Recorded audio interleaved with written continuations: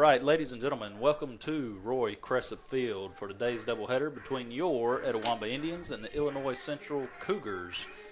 I am Colin Minga. Joined by me today is Coach Andy Kirk on the broadcast. We apologize again. Adam Gore is over with our women's basketball team as they had built a big lead there. Last I checked, into the third, they were up 60-31. So Adam will be back with us for game 2 to take over. We're here with you today. Real quick, Coach Kirk, just talking about some keys to victory, sponsored by Bank of Oklahoma. Yeah, it's a beautiful day.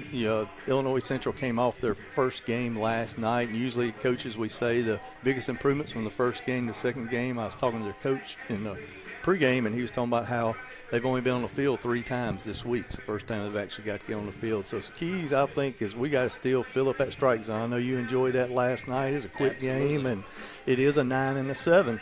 So you want to see if we can get our starter here, Cagle, to get through several innings, eat up several innings for us to save some of our pitching staff as we go through the rest of the game. And then what we've done so far, it seems like the first 6 games, getting those timely 2-out hits. We need some more of those today. We definitely do. We did a good job of that in the first handful of games there. And then last night we couldn't come up with those to try to build and extend that lead there late. Illinois Central put 3 on with nobody out in the top of the 9th last night, if you missed it. And the Indians were able to get out of that as Egan Lowry picked up the save. Today we have Riley Cagle on the mound, a sophomore from North Pontotoc, transferred from Mississippi Delta. And Coach Kirk got a few stats there on Riley on the season. I do. Riley, of course, just being there, this will be our 7th game of the season. He's only pitched 2 2/3 of an inning. He's given up 3 hits, 3 runs, all earned, 4 walks, 1 strikeout. So we're looking for Riley, to get in the strike zone today for us. His ERA is inflated. Because it is young season. He's just now getting started. It'll all average out in the wash. But first up here, we got Illinois Central. I know one thing today, Colin, ICC's going to win. Hey, I like it.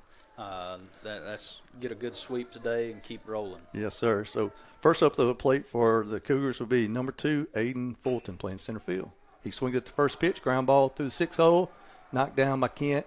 He retrieves the ball but does not have a play, so I will count that as a single. It is a single.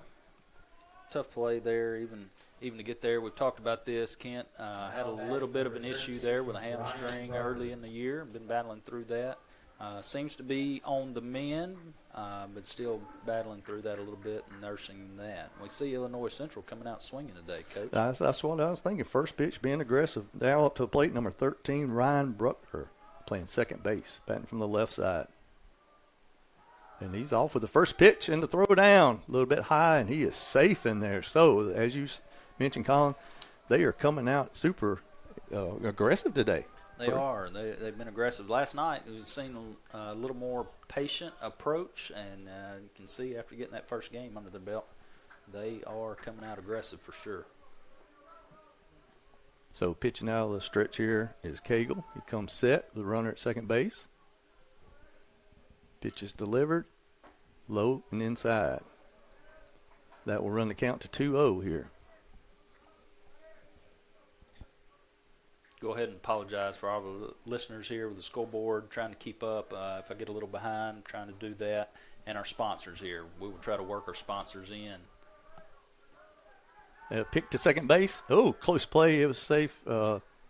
I think even if he catches the ball, his hand's probably still back in there, Colin. But, yes, guys, you are dealing with last night. You had Dr. Boggs and you had Colin Minga.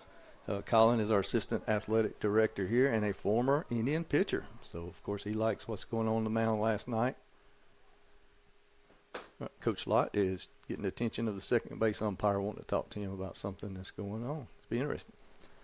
I guess he's wanting to ask about the call there. I thought he got back in. I know did too. It was close, but I did think he got back in there. Yeah, I'm not sure exactly what the discussion will be here. But, yes, Illinois Central traveling all the way down from Illinois. They will be headed back today after the day's doubleheader, and I believe they're coming back to Mississippi next weekend to play again. I was talking to their coach in pregame, and he's excited. He thinks they're going to be able to be on their field all next week and get a lot of action. But he was excited about the enthusiasm his kids played with last night.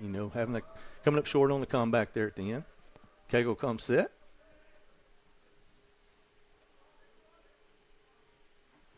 Another ball low, gets away from the catcher, and the runner advances to third. He's having a hard time picking it up, and that is Jackson for us catching. So the runner moves to third. You know, you have to think a little bit of that is how aggressive Illinois Central has come out right here in this first inning, swinging the first pitch, stealing on the next pitch, getting a big lead at second base to draw a throw, and then moving up on a dirt ball. Yeah, they're trying to set the tone early. I think try to score some runs and get ahead. Good 3-0 pitch, by a Riley. strike. Yep, he's right back in there. We talked a lot about this last night, Coach Kirk, about trying to get ahead and working ahead in the count. And our pitchers did a good job last night compared to our first 5 games of the season. Really pitched it well, and we hope that can happen again today. Ball inside. It's lifted out to center field. Will be deep enough. Trey Gunn closes his eyes, and he is, sacrifice fly. That sack fly is brought to you by our ICC Wesley Foundation. ICC Wesley Foundation sack fly, when Jesus paying the ultimate sacrifice for our sins. So Illinois Central is first on the scoreboard today. Now up to bat is number 12, Micah McCoy, playing third base for the Cougars. Step, pitch, and strike to get ahead. And that's what you want to see out of Cagle right there, coming back. Give up the run, but can we minimize right here? Just hold them to 1 this first inning, get our guys back into bat.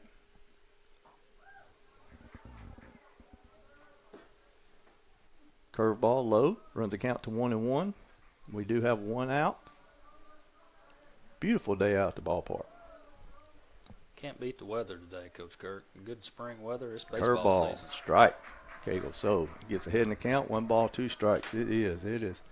Don't have that big gust and wind we had last weekend. It was a little cool. Perfect temperatures. Might cool off a little bit as the sun starts to set, but man, I take this every day. Pitch. Oh, on the outside corner, and that is a strike. Looking for the second out of the inning.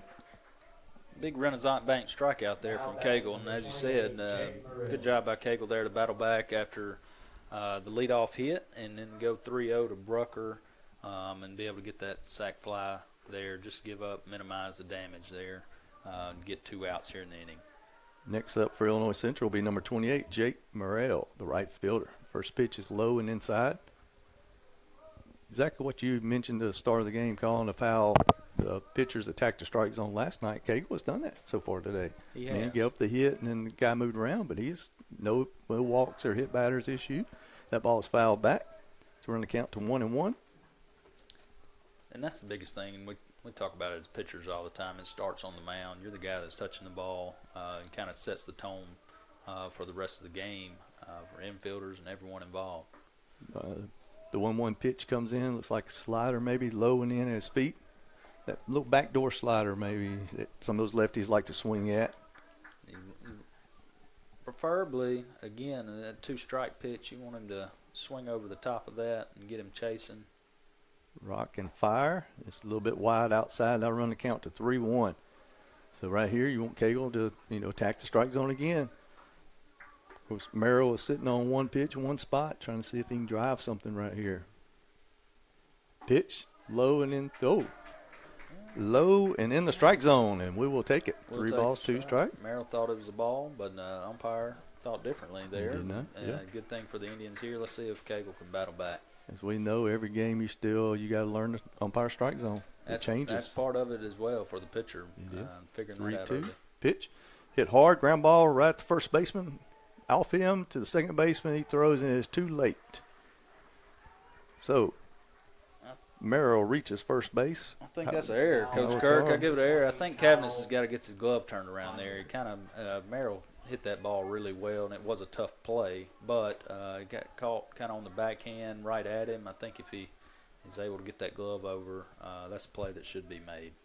And that will bring up the number 5 hitter, number 20, Kyle Binder. The catcher picked first base, gets away. Merrill's headed down to second base, and he is going to stop there. Not what you want to see. With 2 outs, you'd like to have got back in the dugout, but we gave him a free base at first base, and now we have given him a free base and got the runner in the scoring position. Yeah, just a little sloppy here early.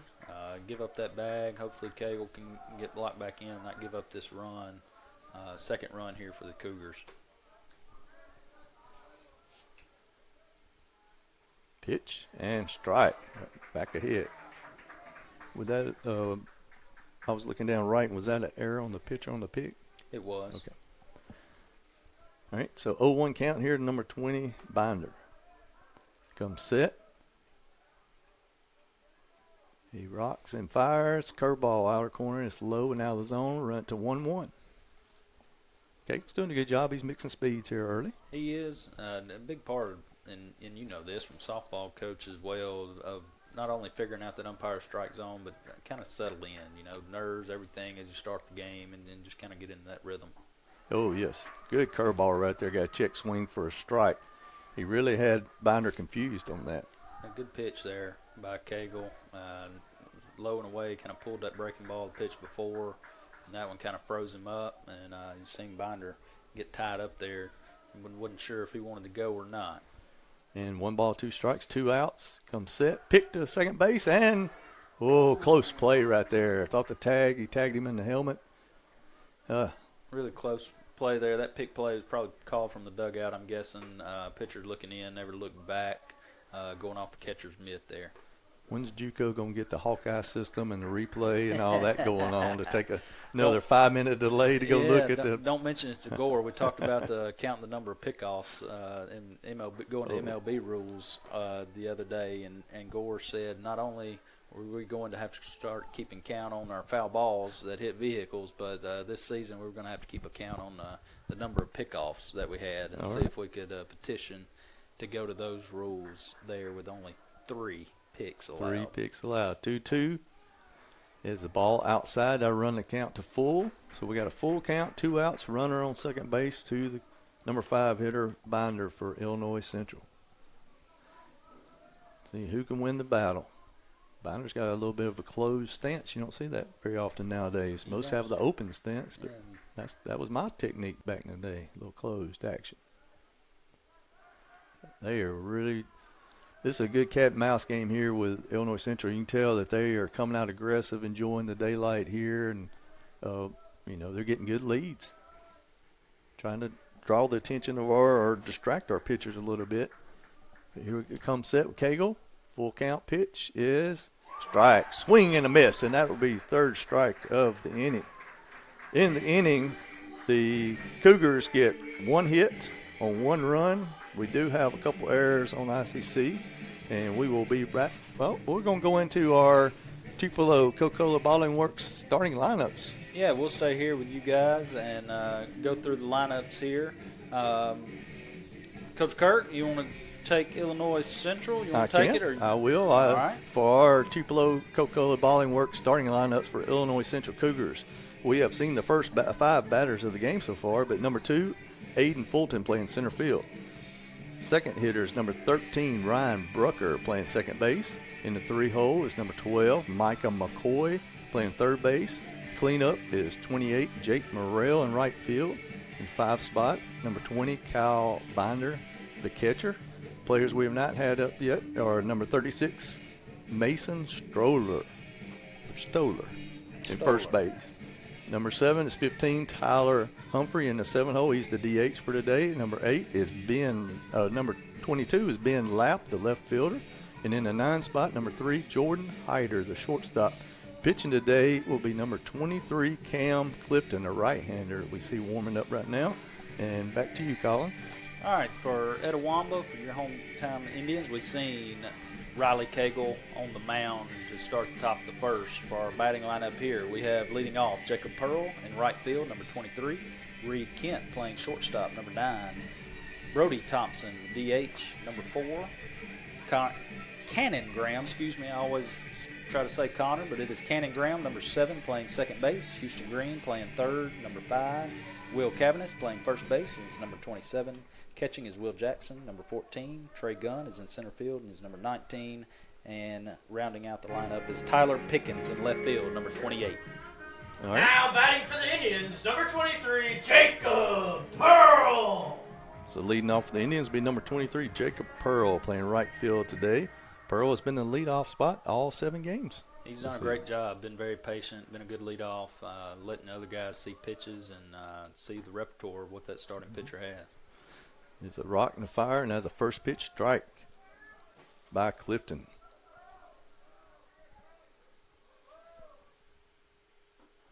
Pitched low in the zone, swung over by Pearl, and he gets ahead. 0-2 count real early. Pearl is batting .278 on the season. Has 5 hits, 1 double, 1 RBI. He has, like you said, he's had nine walks and only 4 strikeouts.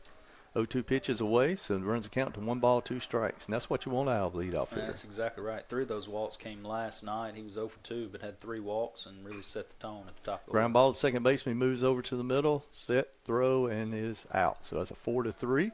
Force out for the first out of the inning. Coming up to the plate now for your Indians is number 9, Reed Kent, the shortstop. Now batting for the Indians, number 9, Reed Kent.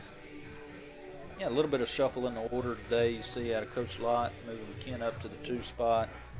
Cannon Grahams, who's really been swinging it well, sliding in the 4 spot. So a little bit of a shuffle today. Yeah, back-to-back lefties to start out right here. Swing, dribbler, right out in front of the plate. Catcher jumps on it, and he throws to first, and that will be a 1-3 put out. 1 pitch, 1 out, just what you would order if you're Illinois Central. Good job by the catcher there, bouncing out. Binder quick to his feet Now there, batting grabbing for the that. Indians, number No 4, question. Brody Makes it look easy Thompson. play there for Binder. And coming up to the plate be our number 3 hitter, number 4, Brody Thompson, the designated hitter today. Yes, and it's totally different with that turf at home plate, too, on that type ball. It is. It changes that ball and how it's played. And, of course, our guys being out here last year, and the new renovations have been great, but definitely have to learn and figure that out, especially for our catchers. Ball down low. That's evens the count 1-1. Yes, the renovations are great here at Roy Crescent Field. It is a beautiful complex on a beautiful campus. Pitch. Lifted into center field. That looks like it. Got some sun in his eyes. Center fielder camps under it, and as you call, a can of corn. That will be the 3rd out of the inning.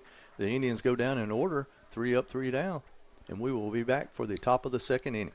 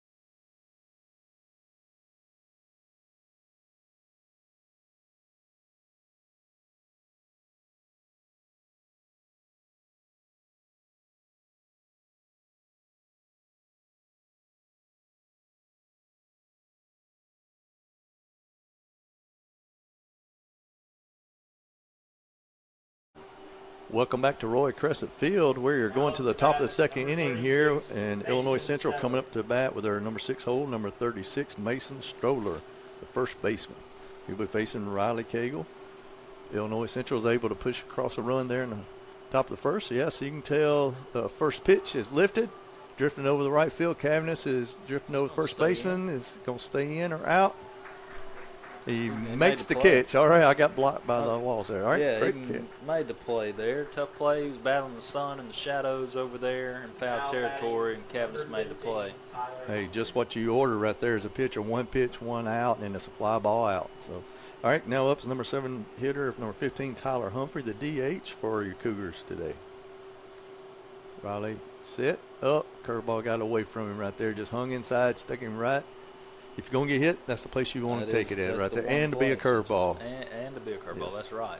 Quick score update here from the DC. Our women's basketball team defeats Southwest in a makeup game from last week, 76-38. So big win again for our women after coming off that big win last night against Mississippi Gulf Coast. No doubt. Number 22, Ben Lapp, the left fielder, is up to bat now with a run at first base.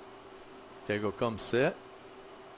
He rocks and fires. Outside corner, that fastball. That's a great placement right there. He's looking for that Renaissance. Nope. Little Caesars double play. Little Caesars. If the game's over, I know where Mr. Jim's at right now. He is done ran by Little Caesars before he's coming out to sport baseball. Hopefully he did. Hopefully he went and grabbed some Swing late and a miss.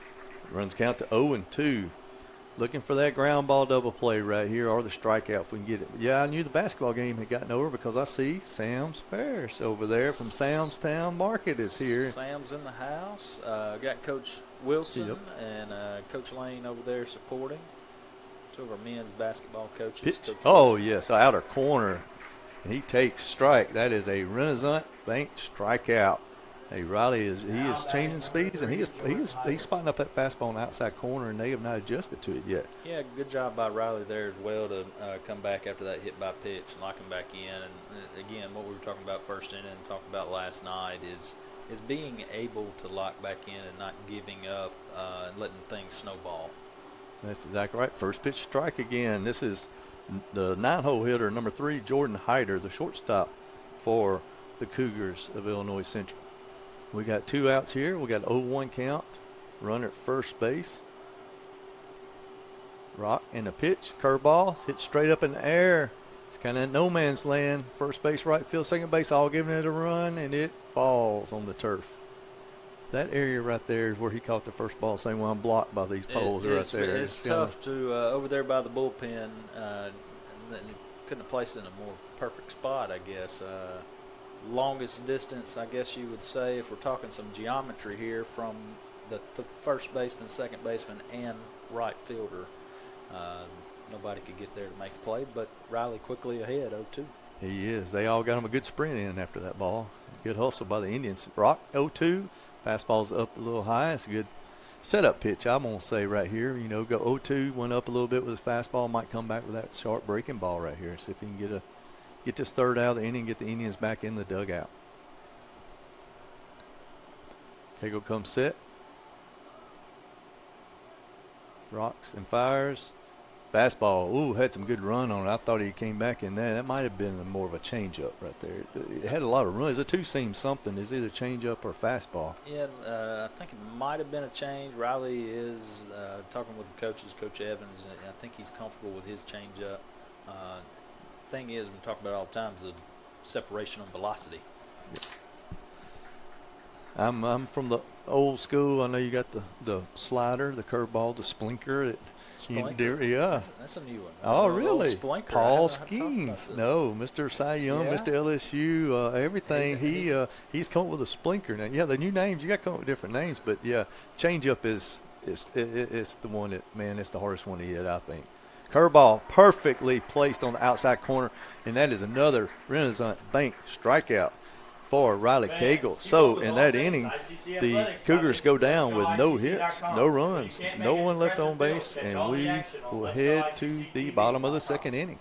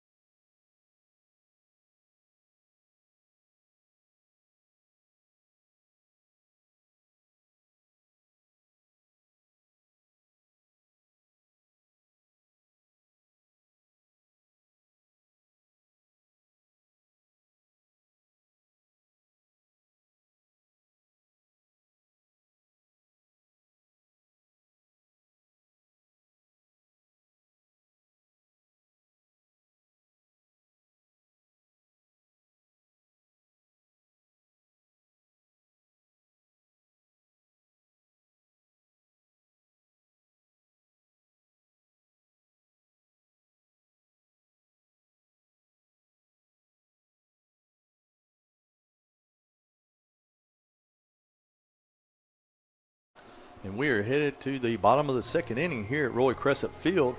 Leading off for Now up to bat for the Indians will be number seven, 7, Cannon Graham, the second baseman. Cannon's coming off a great game last night. I believe he had 3 of our 7 hits. If I'm not mistaken, he's a left-handed batter.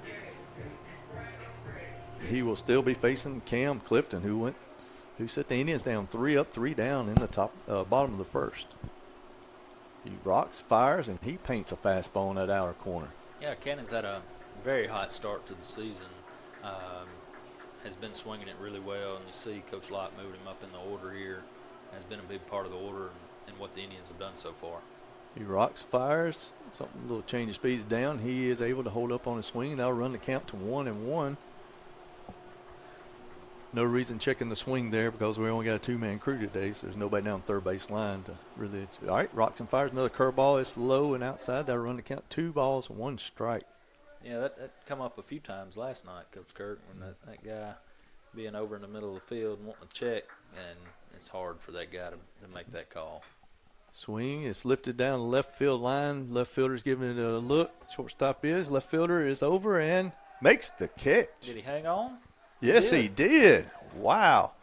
I seen a little bobble there, Coach Kirk, as he went down and he kind of rolled over. I thought he might have dropped it, but No, and if that, with my eyes and with these poles, if it did hit the ground, it would have ricocheted out of bounds before I'd ever, foul territory before I ever seen it. So that's a big out there for Illinois Central. Now up will be the third baseman for your Indians, number 5, Houston Green. Houston's played several positions for us here in this young season. First pitch, a curveball. Must have been a little low. looked pretty good from up here, Coach Kirk. It did look real out here. I think our umpire put his hand on his hip. He's hearing a little bit from a few fans from Illinois Central. From the Illinois Central crowd who made the drive down. And that is your catcher right there trying to steal a strike because that's a fastball, probably a couple balls out, and he's trying to pull it back in and frame it and went off the edge of his glove. So it's a 2-0 count now. Hitters count for Green. Rocks, fire, fastball's up, 3-0 count. Indians still looking for their first base runner of the game. We've been really good last night of stealing some bases if we can get some people on base and put some pressure on them. 3-0 count, pitch, strike, right down the middle.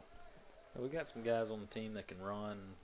Coach Lott's been pretty aggressive. We've seen that early in the season, trying to put some pressure, as Illinois Central did to us there in the first inning. Pitch, probably low and outside a little bit, a little anxious there on 3-1 count. Now he's got a battle 3-2. You're exactly right, Colin. I was talking to Coach Kelly from Illinois Central before the game. He was talking about the athleticism that Coach Lott has on this team this year. Pitch, 3-2, fastball away, and it's a swing and a miss, and that is a strikeout. That is a Renaissance Bank strikeout for the second out here in the bottom of the second. Up to bat for the Indians, number 27, Will Cavanis. That will be Clifton's first strikeout of the game. He has got their Indians up, 5 down. To start the game, number 27, Will Cavanis, the first baseman, coming up to bat now. Cavanis is 1 game removed from setting the record at ICC with those 9 RBIs. Talked to Coach a lot about that before the game. And some of the guys he beat were some really good hitters back in Indian history too. They're really good hitters. As Gore likes to say, modern day history is somebody may be out there and say, well, I had 10, and please let us know if you did. We can go back and try to put all this together. But modern day history here, the stats we've got. I talked to a handful of alum and with Michael Upton and Mr. Jim trying to do some different things here for our alumni. And we've tried to put stats and things together, and because there's a long history with ICC here. That's exactly right, and we'll get into that more in the next inning. But the Indians go 3 up, 3 down again in the bottom of the second inning. We will head to the top of the third once we come back here.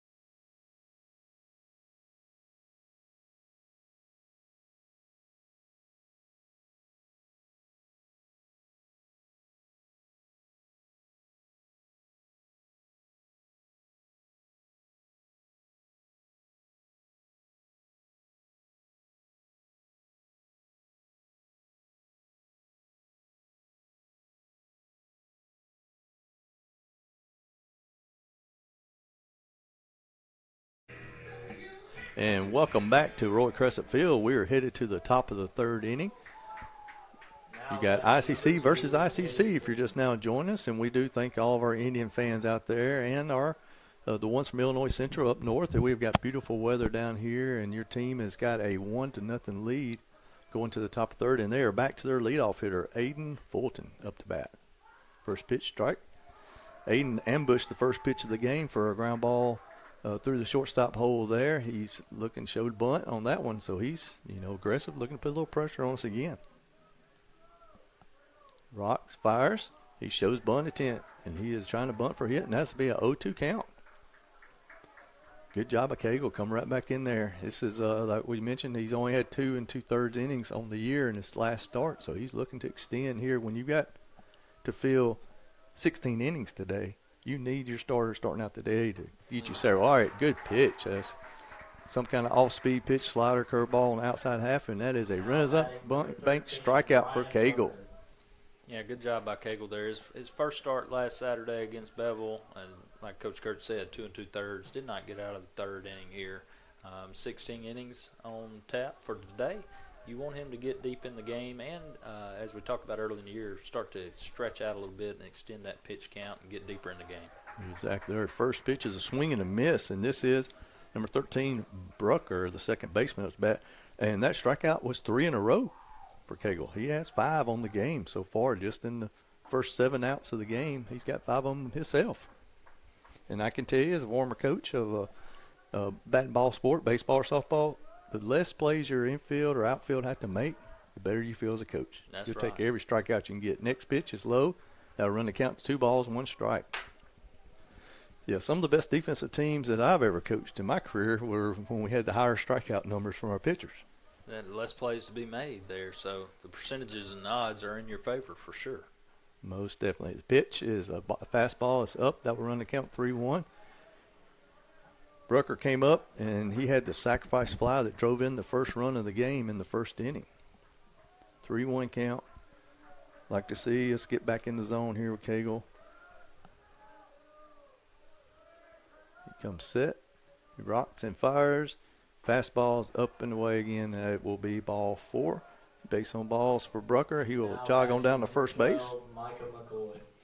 And that will bring up the number 3 hitter, Micah McCoy, number 12. He struck out looking in his first at bat today. Yeah, just third base runner there given up by Cagle.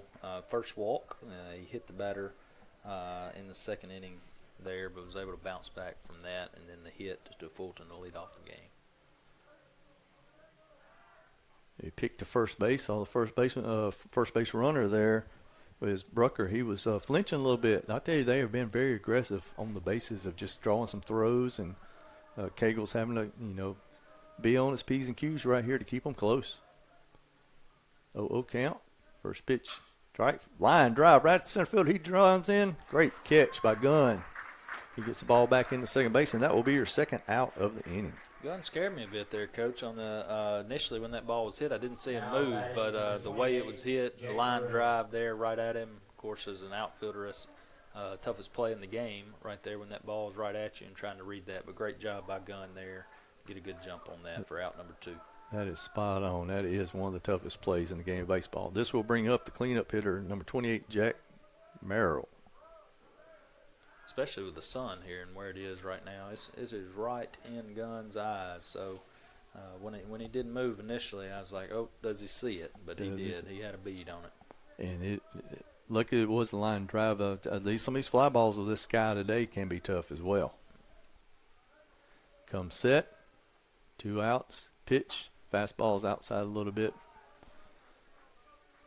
Merrill's first at bat. He reached on, he hit a hard ground ball to first baseman for an error and was able to get on base with 2 outs. So he has a big hole down over there on the 4 hole now on the right side with the first baseman Cabinets having to hold the runner. Picked first. He's safe. That's one thing when you see a team coming out aggressive right here. You got to control the running game. Going to have to pick, and I know we got the tally going. And I know Coach Evans, I'm sure, as soon as Riley got to the dugout after that first stolen base, was talking to him about And the helping her runner's catcher. off. Throw down. Good throw. And he got him. good. We will take that. That's glad we don't have the replay on that. The throw was kind of on the shortstop side. He had to reach back for it and come back with a swipe tag. That's good hands by your shortstop there. On that. So in the top of the third, we have no hits, no runs, no errors, and no runners left on base because he was thrown out. Stay with us. We will be coming back for the bottom of the third inning.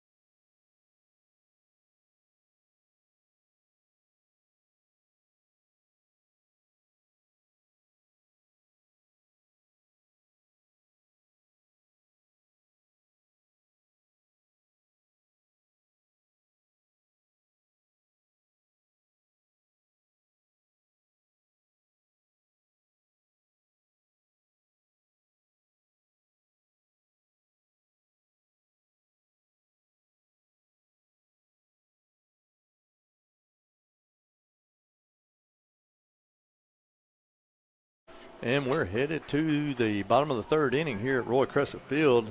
It will coming up for your Indians. Now back for the Indians, number 14, Bryson Jackson. Will be your catcher, number 14, Bryson Jackson. And saying we're going to the third inning, and our number 7 here coming up tells you that their pitcher, Cam Clifton, has done a great job with 6 up, 6 down to start the game. So we need to find some base runners for our Indians to put some pressure on them. He rocks and fires, fastball, strike. 1 ball, 1 count. Clifton is a sophomore, and he has done a good job of filling up the strike zone and changing speeds. Colin? He has kept the Indians off balance. Haven't had any hard hit balls to this point. That's There we be our go. First hit. He hung the curveball right there. Jackson does a good job, and he hits a hard line drive over the shortstop down for a base hit. That will be your Indians' first base runner of the game. Now up to bat for the Indians, number 19, Trey Gunn. This will bring the center fielder, number 19, Trey Gunn, to the plate. Trey has been off to a good start of getting on base for us here in the early season for the Indians. He has. Trey's done a good job so far. Freshman, redshirt freshman out of Biggersville High School. We've had some luck with some Biggersville kids. He laid out on the bunt. Pitcher is over the field, barehands it, throws the first. Nice play. Good sacrifice bunt. And that sacrifice bunt is brought by who, Colin? That is ICC BSU, one of our sponsors here, who also does our concession stand, that sack bunt. Again, brought to you by ICC BSU. Jesus Christ paid the ultimate sacrifice for our sins. And I saw Coach Wilson and our men's basketball coach has already visited a concession stand. He just walked down in front of us with a nice-looking plate of food. So that does bring up our number 9 hitter, number 28, Tyler Pickens. The left fielder is up with a runner at second base, 1 out. Pitcher rocks and fires, curveball in there for first pitch strike. First time we've had an opportunity to put some heat on this pitcher and get him in a stretch. So, sometimes that can change the flow of a game, pitching out of the windup and stretch. Clifton comes set, checks a runner at second. He rocks, fires, curveball again. He's left inside. It's lifted high out to left field. It's carrying. Left fielder's got a beat on the warning track. He catches it. Jackson tags up at second and moves up to third base. Good job by Jackson there, recognizing once that left fielder continued to go back, going back to the bag. Now up to bat for the Indians, for that number tag 23, there. Jacob Pearl. Yes, great job by Jackson moving up there. And that will get us back to the top of the lineup here with number 23, Jacob Pearl. Our right fielder would run at third base. And, like I said, getting to third base also makes your pitcher think about if he spikes a curveball right here in the dirt, of getting that tie and run in for the Indians. That's Pitch, right. First pitch, strike. I tell you, Clifton has been impressive. Ooh, catcher with a high throw back. That's why you always have your shortstop or second baseman backing up the pitcher because that gets away, the run Gotta gets be in. moving. We've seen a couple of those last night. It actually happened twice. Catcher sets up away. Jackson dances down the line. Oh, there it is. And the catcher does an outstanding job right there. That is Kyle Binder for Illinois Central blocking that ball up because he spiked it right on top of home plate. He did. That's a tough play. Good job by Binder there. Not only getting over there to get in front of that ball, but keeping that ball right in front of him as well. He did. That's picture perfect. So 1-1 count. Rocks fires. Fastball fouled off by Pearl. Now we'll run the count to 1 ball, 2 strikes. Got to be greedy right here for Pearl for us. We're trying to find a way. You got your outfields kind of playing medium depth on him. Yeah, big opportunity here, Coach. Again, we talked about the 2-out hits early in the season. Wasn't fortunate enough to come up with those last night. We need one here from Pearl. Rocks fire outside curveball that counts as a back door. And that will be a Renaissance strikeout for Clifton to end the bottom of the 3rd inning.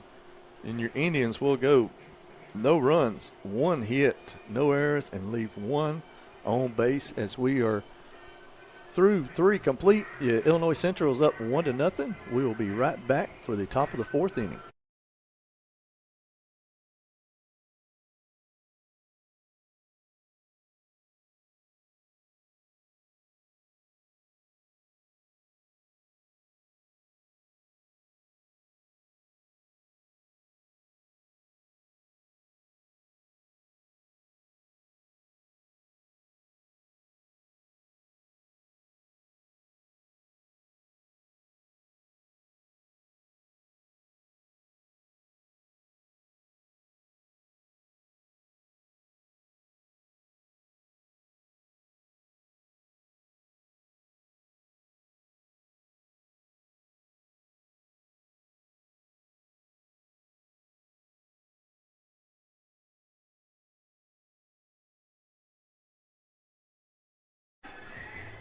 Welcome back, Indian fans. We're here at Roy Crescent Field on the beautiful campus of Itawamba Community College on the banks of the mighty Tenn-Tom.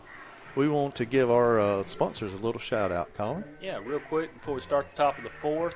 As I told you earlier in the game, might miss some of these throughout the game, so we want to make sure we give some love and thank all of our sponsors: Renaissance Bank, Metro Ford and Tupelo, Little Caesars, Guaranty Bank in Fulton, Tupelo Coca-Cola Bottling Works, Max Home, Bank Okolona, the ICC BSU, Samstown Market, the ICC Wesley Foundation, the ICC Alumni Association and Foundation, your Etowah County State Farm Insurance agent Brandon Poland, and thanks to all the donations to the Sports Information Indian Club from viewers like Now you. batting number 28. Yes, we love our sponsors, and they are so beneficial for us being able to give these broadcasts, even with the quality not being as good as probably people out there expect. Since Dr. Boggs he's on the A team, him and Gore, He's and the then A-team. you came in as a B team, so that means I'm the C player in this thing, trying to just hold it together to. I was about to argue with you, Coach Kirk. Coach Kirk does our football broadcast and helps out with that. And Mr. Jim Ingram, Dr. Boggs, and Adam Gore on that. And you will hear Coach Andy Kirk down on the field as well, giving sideline reports and helping us out. And we appreciate him very much for doing that. So I'm the C team coming in here. It's when situations like this, when we have so many events going on campus and everybody's stretched thin, that I get called in to help out. So I'm just willing to help, Coach Kirk. We appreciate all the help, and hopefully maybe in Game 2 they'll get to hear the legendary voice for those Illinois Central fans of our Adam Gore, there's no one like him. He's the best of the best. Cagle coming out here in the top of the 4th has got a 1 ball, 2 strike count, and he gets another Renaissance Bank strikeout right there. Looking on Merrill, that was. Now coming up to plate would be number 520, Kyle Binder, the catcher. He struck out his first at bat. And if my math is correct, that will be the 6th strikeout so far for Cagle. So that is great. And he has gone longer than he did in his first outing. He's gotten us into the 4th inning. Already got us into the 4th. Hopefully he can continue to do what he's doing and get us deeper into the game. And there's another first pitch strike on the outer half of that fastball. I'm telling you, I said the changeup's a great equalizer, but a good fastball that's spotted up is still first pitch strike, and a good fastball is hard to hit. Absolutely. Second pitch coming inside, he is changing speeds, moving. All pitching is changing hitters. Timing, changing speeds, location, getting them off. So 1-1 count here, 1 out for Cagle. Rocks fires, curveball hangs inside for a ball. Coach Kirk, you make it sound easy. We wish all the pitchers thought it was that easy, just hopping out there and change speeds a little bit and put it where we want to every time. I'm telling you, normal fan out there just doesn't realize getting everything synced up to repeat a delivery and not just throw. It's hard enough just to repeat a fastball over and over, much less changing speeds or trying to spot it where you want to. Yeah, it does sound a lot easier than it does trying to do it for the pitchers actually doing it live. Swing, 3-1 count. That was a good healthy cut there by Binder. He got his money's worth. Yeah, Binder was trying to add an insurance run there. He was a big cut there by Binder. Let's see if Riley can come back and get him 3-2.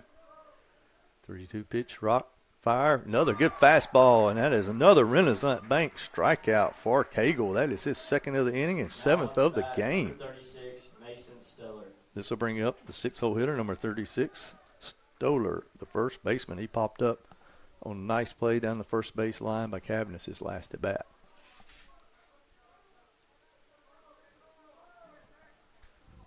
Two strikeouts in the inning for Cagle. He rocks, fires.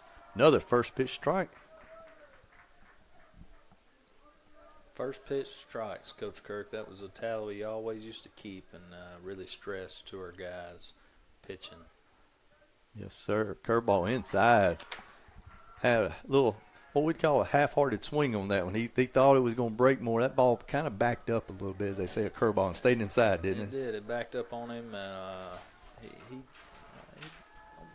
Stoller there kind of got a little tied up there. I think he's kicking himself a little bit for that one. 0-2 rock. Curveball away. Another Renaissance Bank strikeout, and that is all 3 outs or strikeouts this inning, and that will be 8 on the game.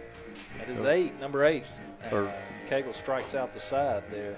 He does. So the Cougars go down in order. No hits, no runs, no errors, and no one left on base, and we will head to the bottom of the 4th inning trying to get a rally for our Indians.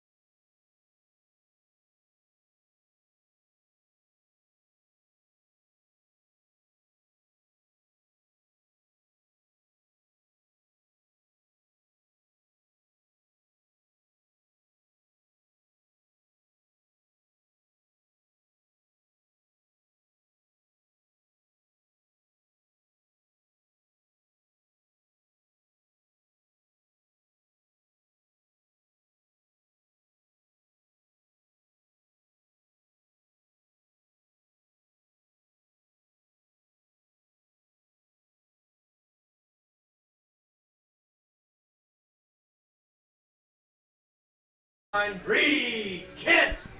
And we are back at Roy Crescent Field here in the bottom of the 4th inning. Will be our number 2 hitter for your Indians, number 9, Reed Kent, shortstop. He hit a little dribble ground ball back to the pitcher in his first at bat. First pitch, low and away. Indians looking to try to figure out Clifton today. He's been looking really good in those first 3 innings. He has looked good. We did get our first hit of the game last inning, so hopefully we can build off that with the top of the order coming up, second time through the order. Yes, sir. Ground ball to second base, high chopper. He moves his feet. Easy play, 4-3. That will be our first out of the inning. Yes, you want to get as many at-bats as you can, and definitely second time through after everybody's seen him once. Hopefully we'll start making some adjustments here. We'll go with our number 3 hitter, number 4, Brody Thompson, the designated hitter.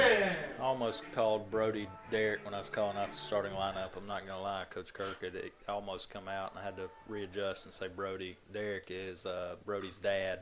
His dad. All right, he hits a long fly ball to right field. The right fielder's drifting. He's turning, he's twisting, and makes the play.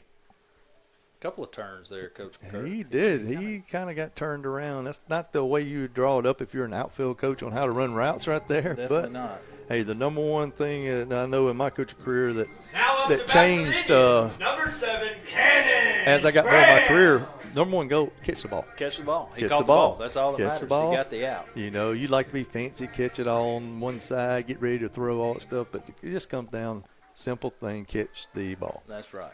So F9, that will bring up our cleanup hitter, number 7, Cannon Graham. He flew out to the left fielder, deep left field shot there that the left fielder ran down, but Graham had a good night last night against the Cougars, so hopefully we can get started right here with a little 2-out rally. Yeah, going back to Coach Thompson, Coach Derek Thompson, Brody's dad, is the head baseball coach at Moorville High School. Moorville has put out some players, some really good baseball players. They yes. have every year a very good baseball program. Coach Berryman and Coach Jamie Russell being there for years. Then Coach Thompson has picked right up where they left off and done an excellent job there. Rocks, fires, foul ball. Yes, I can say in my career, coming up as a young coach, Coach Berryman had a big influence on me coaching baseball and softball. He did the slow pitch for a long time, won a lot of state championships. And I'm telling you, he puts out some really good teams, and that's a man I love to sit around and just talk ball with. 0-2 count, rocks, fires, curveball away, grounded up the middle. Second baseman charged, gets rid of it, throws across, and that will be a 4-3 put out, and another 3 up, 3 down for Clifton there. He has had 3 of those so far in the first 4 innings. Indians still only 1 base hit, so we got no runs, no hits, no errors, no one left on base, and we are through 4 complete. We'll be coming back to the top of the 5th shortly.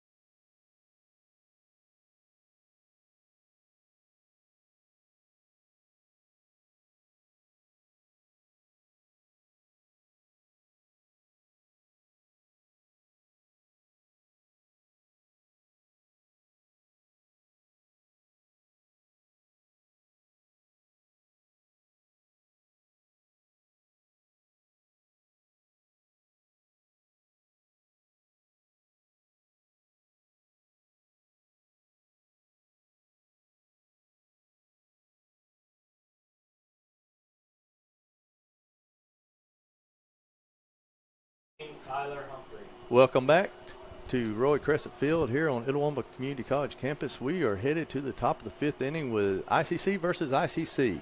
We have the Indians of Itawamba here playing the Illinois Central Cougars. Coming up now will be number 15, Tyler Humphrey, the DH. First pitch foul back.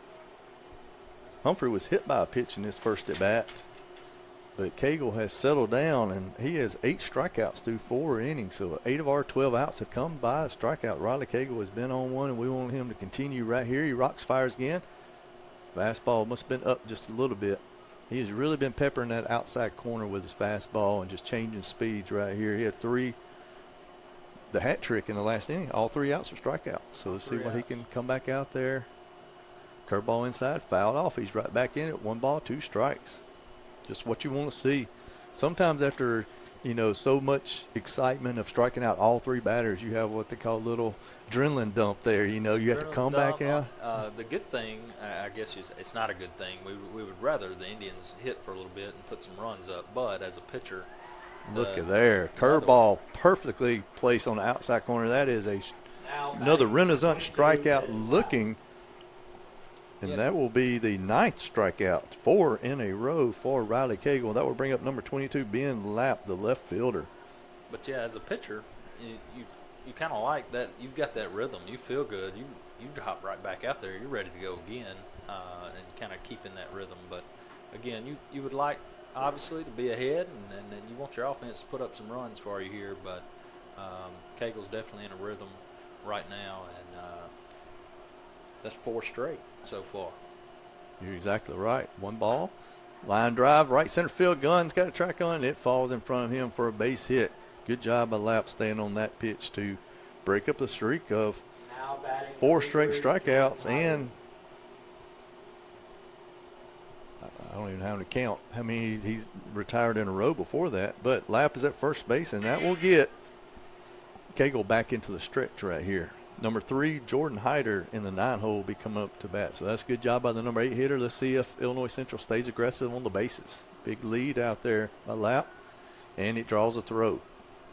It's a good time for one of those little Caesar double plays that we talked about earlier, Coach Kirk. This would be a good time for that. We didn't have one of those last night, so let's see if we can pick one up here. I like it when you speak it into existence. Let's make it happen. Bigger lead out there by Lapp. He's shuffling around. Another pick, and he's safe. Good job of both teams of being aggressive so far in these first 2 games of this 3-game set of, runners getting out there and, giving pitchers a little trouble of letting them know they're out there. Now just stand over. He got a bigger lead this time at first base. And he's off with the pitch, right? Throw down, and he is in there. Kind of took our shortstop or second baseman's legs out from under, but that's a good hard slide there by Lapp, and that would be a stolen base.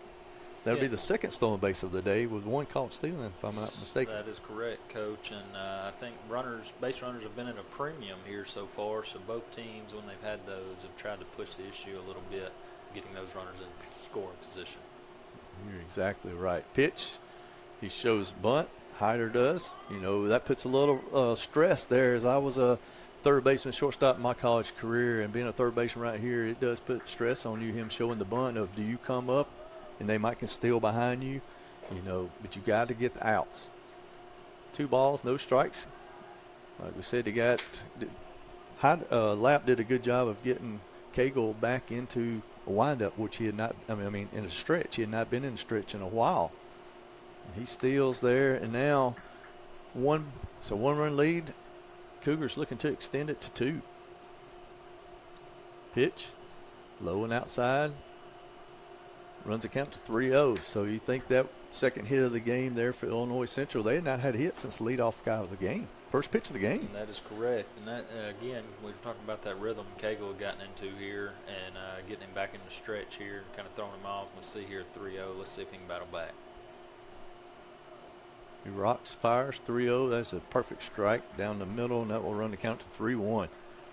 Yes, every time he's did have a base runner after that leadoff single, we've either had a caught stealing or he's went back-to-back strikeouts there to end the second inning. So he's gotten out of it quickly. Hopefully we can get the same thing out of Cagle right here. 3-1. Pick to second base. And he is safe. Got back in there, trying to keep that runner close. We know the importance of that is that little CNI single gets through right here. Maybe he doesn't have as big a secondary lead to score on. Yeah, a lot of people think, hey, we're trying to keep him close so he doesn't steal third, but that's a good point, Coach Kirk. You also want to keep him close to the bag, and if you do give up that hit, he can't score. And that ball is lifted out center field. It's still carrying. Gunn gets under it. Runner tags up at second. Does a good job. He's moving up to third. So same as we said before, a lot of people are like, well, that's not getting the run is not doing a good thing, but he moved the runner. Good base running there by Lapp to get to third base because it does put a little pressure on Jackson as our catcher and Cagle as a pitcher of that dirt ball. Yeah, quality at bats. That's something you always talk about as a hitter as Coach Evans comes out for a quick chat here with Cagle. Again, this may be something more of talking with Cagle and also Jackson to remind him that runner is at third and the importance of that, as you were just saying. But quality at bats. We talked about that with the Indians last night and having those, and you get in games like this where the pitchers are really in a groove and dealing, those quality at bats become more important.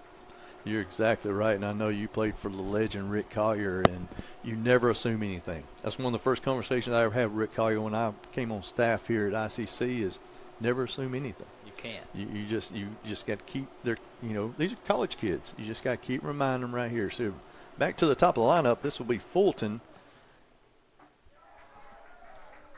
First pitch strike. I can't say on air what my grandfather used to tell me, Coach Kirk, about assuming. I've held that close. He used to say it a lot to me in those situations, and it stuck, I'm sure. It did stick. That pitch is inside. I run the count 1-1, and that's one of those he might have held on a little bit too long, with a runner at third base. But Fulton, he had a base hit, like we said, on the first pitch of the game, and he struck out his second at bat. So runner at third, big part of the game right here in the top of the fifth inning with 2 outs. 1-1 count. The pitch. That fastball, he's been peppering that outside corner just a little bit high on that pitch. 2-1. Looks like we got a good crowd out here for Friday afternoon watching the baseball. Friday afternoon, people continue to file in here, and hopefully that'll continue as we go later into the afternoon. People getting off work. Pitch outside. Run the count 3-1. You know what today is, too? Opening day of college baseball. It is the opening day of college baseball. I sent a text to Hunter Elliott and spoke with him a little bit back and forth this morning. He's the opening day starter for Ole Miss this afternoon. Pitched at Tupelo High. 3-1. Swing and a miss. That'll run the count even to a full count. 3 balls, 2 strikes. Yeah, Hunter's a little good. If you throw on Friday nights in the SEC, I was really surprised he came back for another year. Yeah, and talking with him a little bit, I think he knew he was going to get that extra year there. They'd appealed that and getting that back, so he has that leverage and listed as a junior now. And that pitch drifts outside, and that will be a walk. So now that will put the runners at first and third base. Good job by Fulton right there of battling. Now what you run into with first and third and aggressiveness that Illinois Central has shown, 2 outs. You got left-handed batter. You could have a first and third type play right here. We've already seen the runner at third is very aggressive over there, and you got your leadoff guy who's already stolen base. Yeah, and I wouldn't be surprised, Coach Kirk, if they put something on here for sure. And also, Brucker is the only batter in the lineup so far that Cagle has not struck out. Great call. You're exactly right. This is number 13, Brucker, the second baseman. He had a sac fly. They got the only run so far in the game in the first inning, and then he walked his second at bat. So seems like he's seeing the ball real well. So it would be an advantage if they could get 2 runners in scoring position. Then you have to talk about maybe loading the bases since he's seeing it pretty well. Pitch inside. No, we ain't got to talk about loading the bases. Do it that way, but the only benefit of that is he did save some pitches. But that is a hit by pitch with Brucker. He will jog on down to first base. That will push Fulton to second base. And now Illinois Central has the bases loaded with 2 outs here in the top of the 5th inning. Coming up now is their 3-hole hitter, number 12, Micah McCoy, the third baseman. And I want to say, when Coach Kelly wrote out the lineup, if he could have had somebody at the plate, this probably be his number 3 hitter with the bases loaded. That's right. This is what you want if you're a Cougar fan. Great curveball on the outside corner for a first pitch strike. You see McCoy looked at that one, and he's like, there's nothing I could do with that pitch. He struck out looking his first at bat, and he had a high fly ball to center field his last at bat. Pitch, same thing, curveball, outside corner for strike 2, 0-2 count.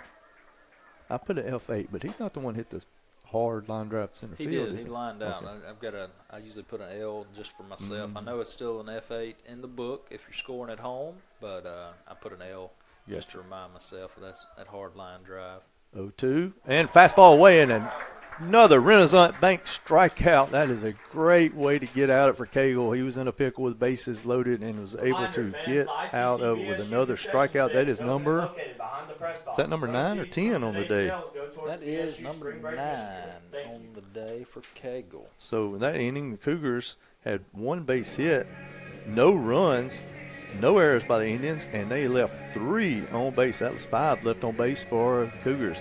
And we are going to the bottom of the 5th, and hope you will join us for it.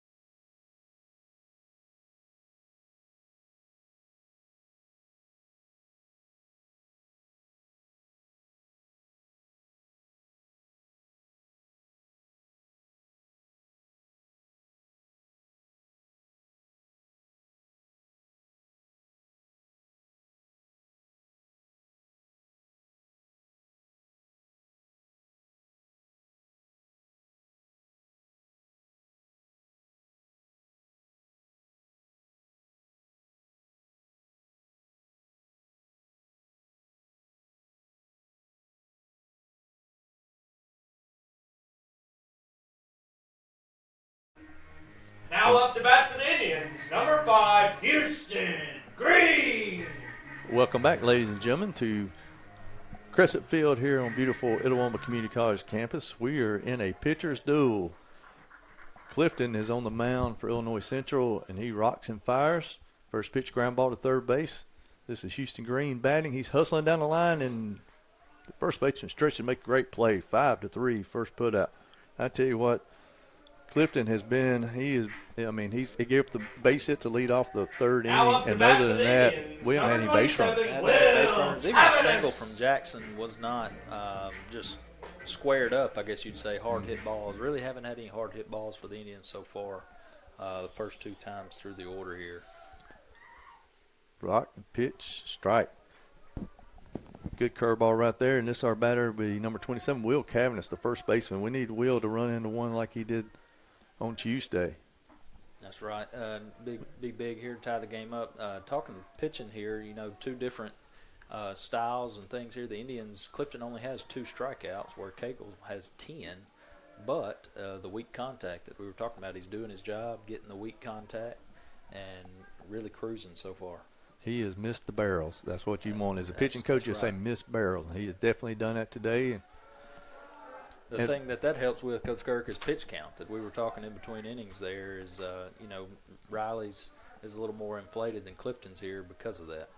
And I think we see action in our bullpen down there for the Indians, and don't see any over there for the Cougars yet. And that is exactly right, the pitch count. Maybe, when the pitcher's rocking like this, somebody can just run into one ball. And that is ball 4 to Cavanis. Now we got us another base runner. That's a start.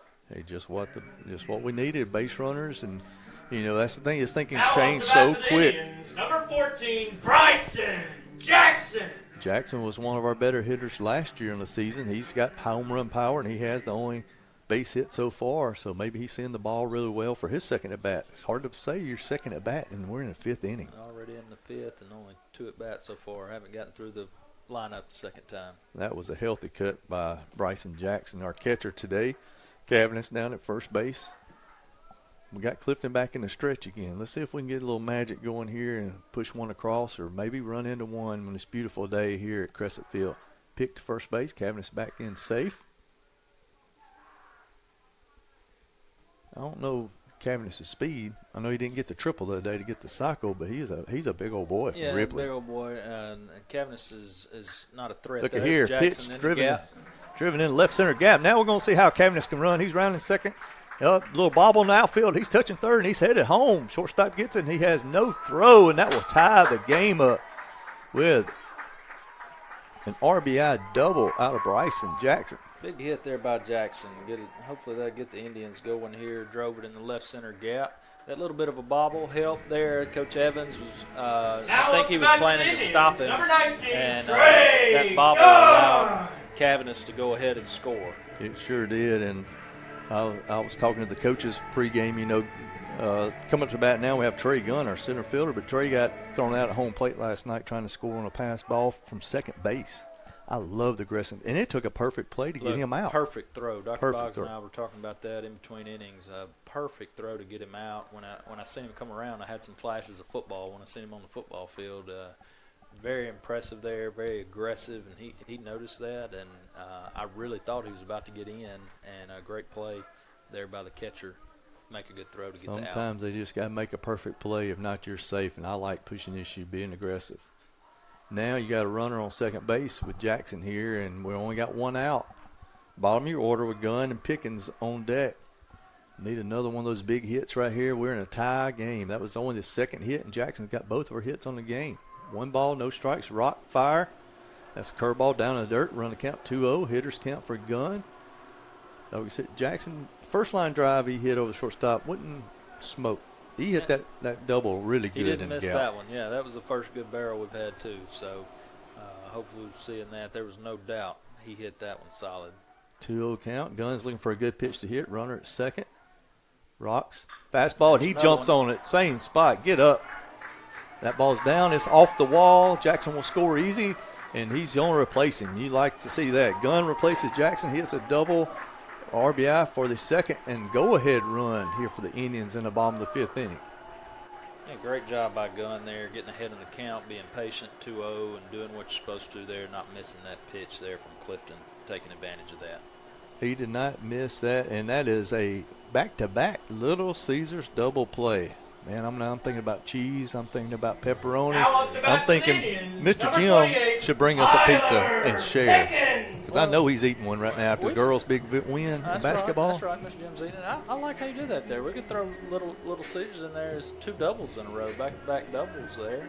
Yep. Way to get them in since we haven't had any double plays. Just throw those back-to-back doubles in and throw in some Little Caesars there with it. And that will bring up number 9 hitter Tyler Pickens, number 28, our left fielder.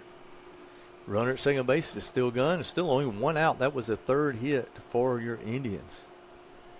Clifton has been sharp up until this inning.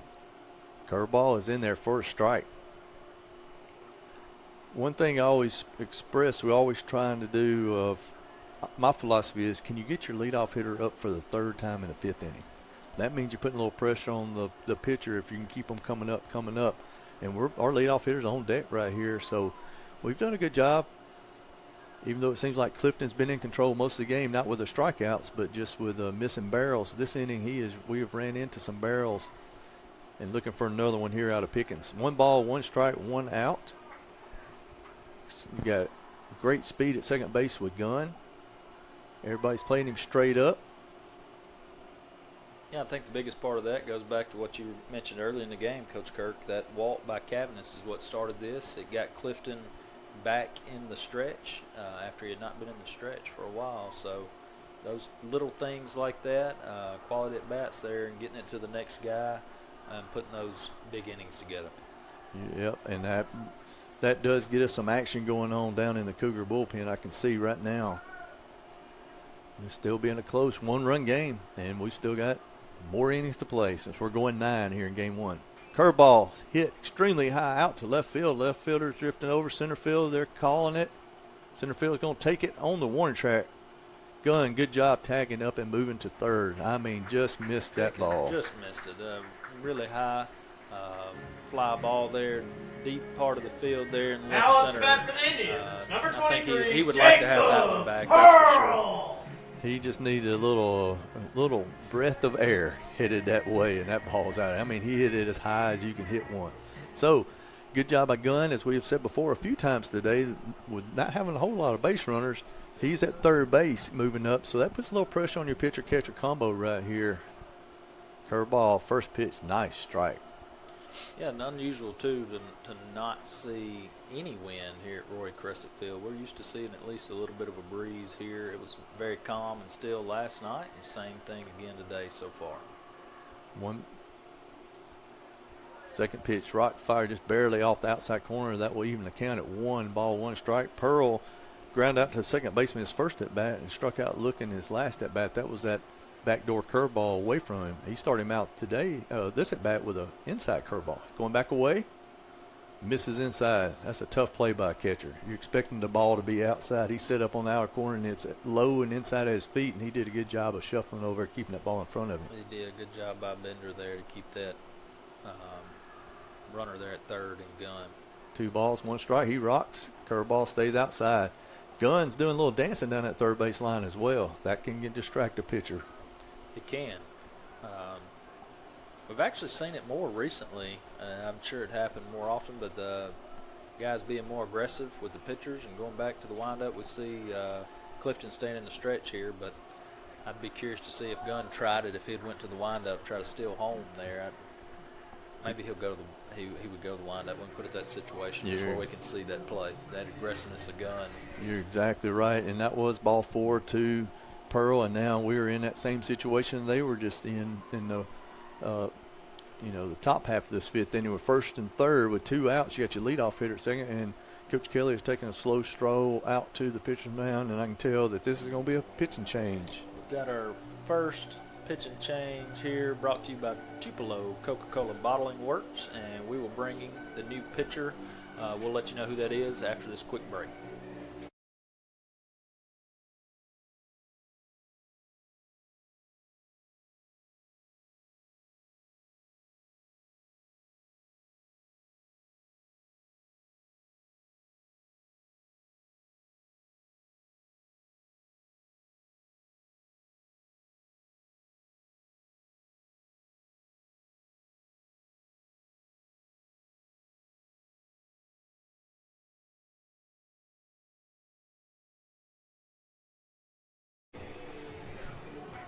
So we're back here with 2 outs here in the bottom of the 5th inning. The Indians have rallied for 2 runs to take a 2-1 lead.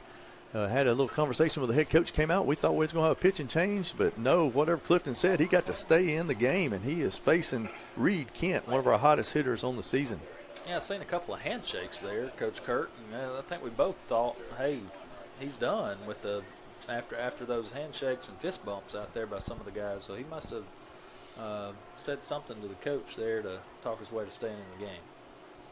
Pearl leads off first. Line drive into right field. That's going to be an RBI for Kent. Pearl stretching it around, going to third base. Your Indians go ahead 3-1. Great job, Reed Kent, of staying on that ball, driving into right field. Pearl making it all the way to third base. And now we've got 2 of our better base runners on base. But as we said, Kent's got a little bit of a hammy, so he's probably not going to move around there. But, you got your number 3 hitter coming on. So it should be pretty good. I'm going to say whatever he said last time is not going to work this time because 2 visits, you got to come on out. Got to come out. So we'll be right back with that pitching change.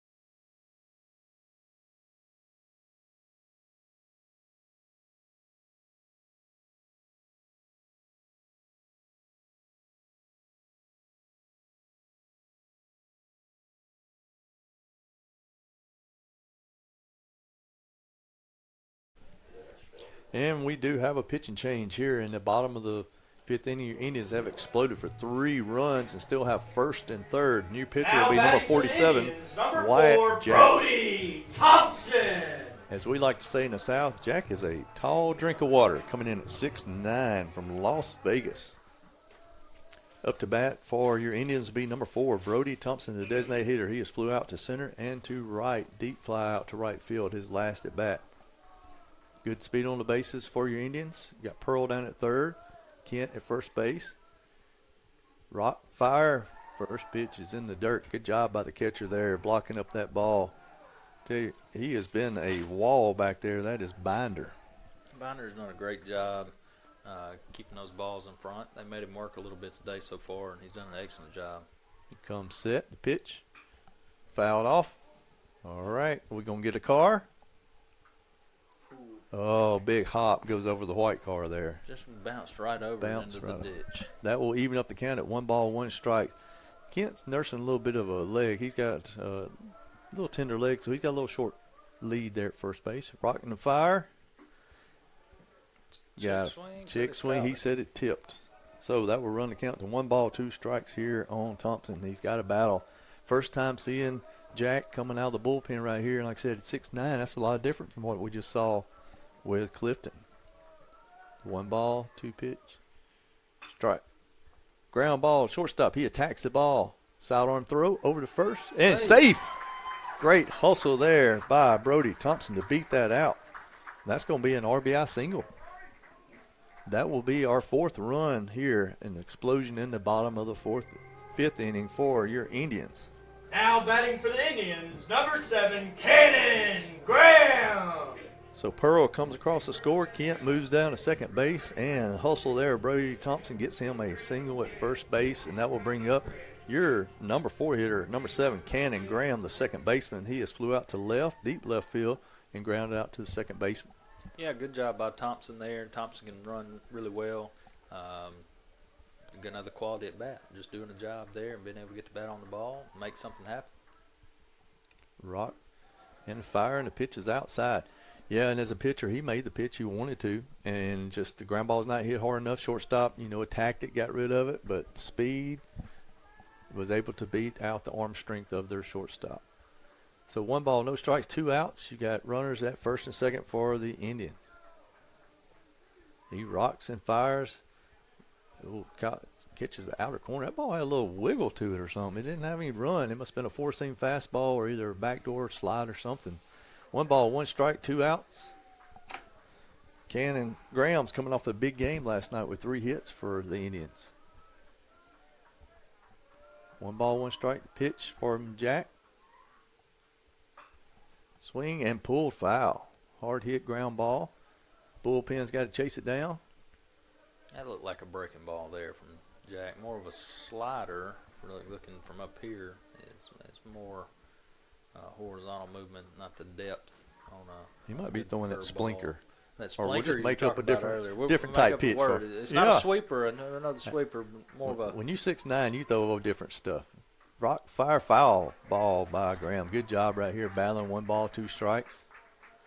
And it takes an adjustment for, your hitters to see a whole different pitcher coming in, especially one with this size. The ball's coming out from a different angle right here, and he's just got to battle. Just got to play pepper. We talked about that last night with the starter 6-7, and then bring Wang in, who done a great job, as we said, and big difference there, and 2 different looks, completely different looks. Pitch in the dirt, and that will even up the count at 2 balls, 2 strikes, 2 outs. We call that deuces, while your Indians now have stretched out to 5 hits, 4 of them coming in this inning, 2 doubles and 2 singles. Yeah, a big part of putting together a pitching staff. You don't want all the guys to look the same and basically throw the same stuff. You want those different arms and different looks. 2-2 pitch, delivered, and the dirt, swing and a miss, and catcher's going to throw it down to first base, and he does complete the play, so that will be a Renaissance strikeout on Graham for the 3rd out of the inning. But the Indians do bat around in that inning and have 4 runs on 4 hits, no errors on the Cougars, and 2 left on base. After 5 complete, our ICC Indians are leading the ICC Cougars 4-1, and we will head to the top of the 6th.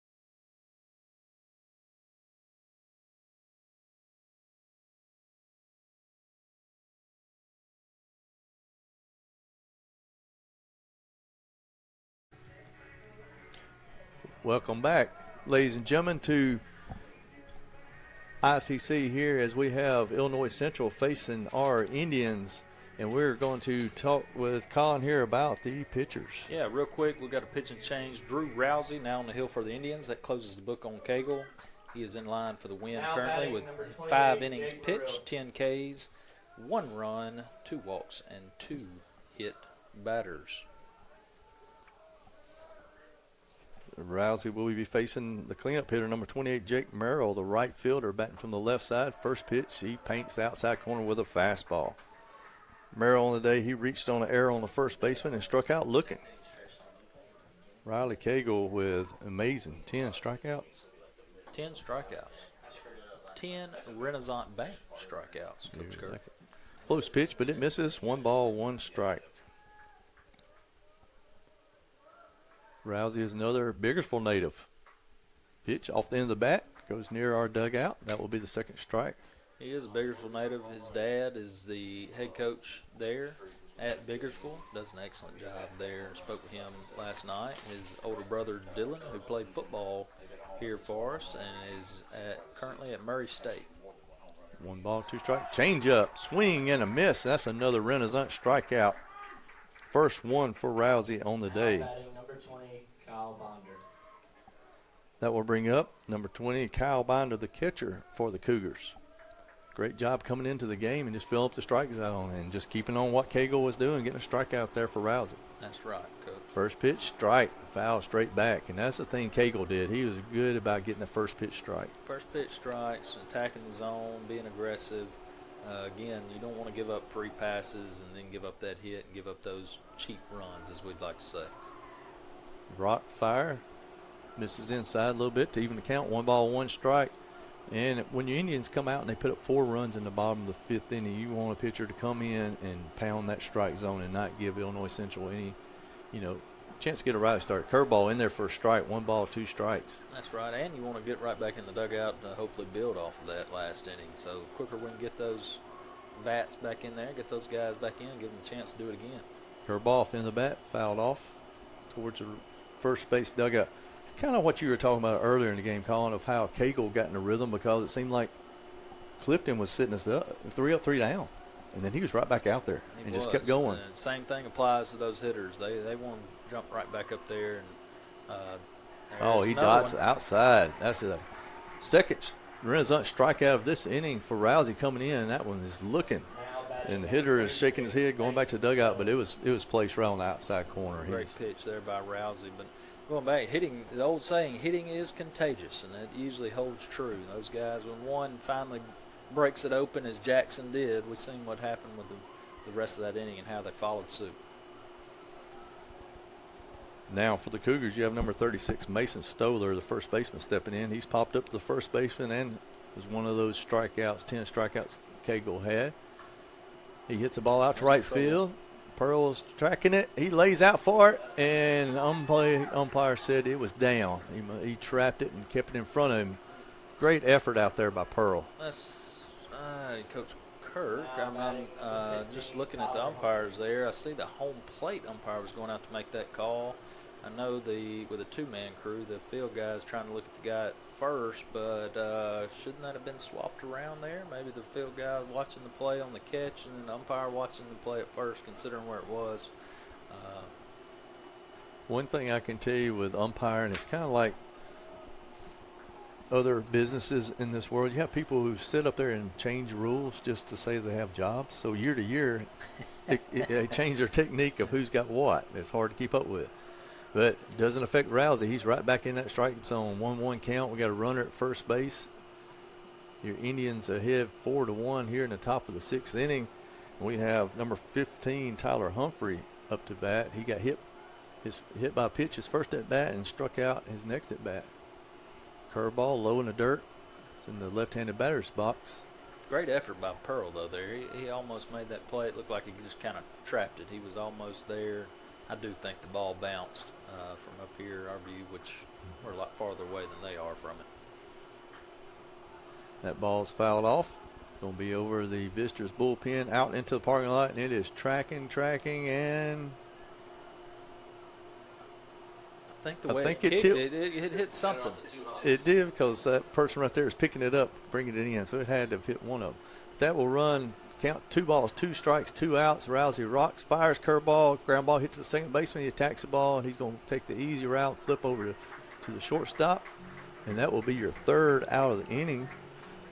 For the Cougars in that inning, they had no runs, 1 hit, no errors, and 1 left on base, and we will head to the bottom of the 6th inning with the Indians with a 4-1 lead.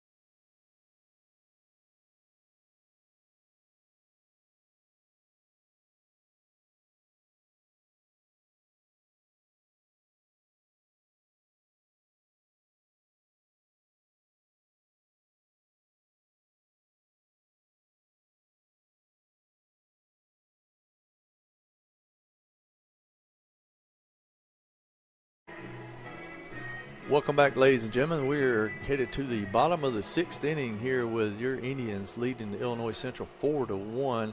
Jake is still staying in the game, but some stats on our starter there. Clifton had a pretty good outing until that bottom of the 5th. Clifton running some trouble there in the bottom of the 5th. The Indians are finally able to break through. That closes the book on Clifton. He went 4 2/3 with 4 runs, 4 hits, and 2 walks.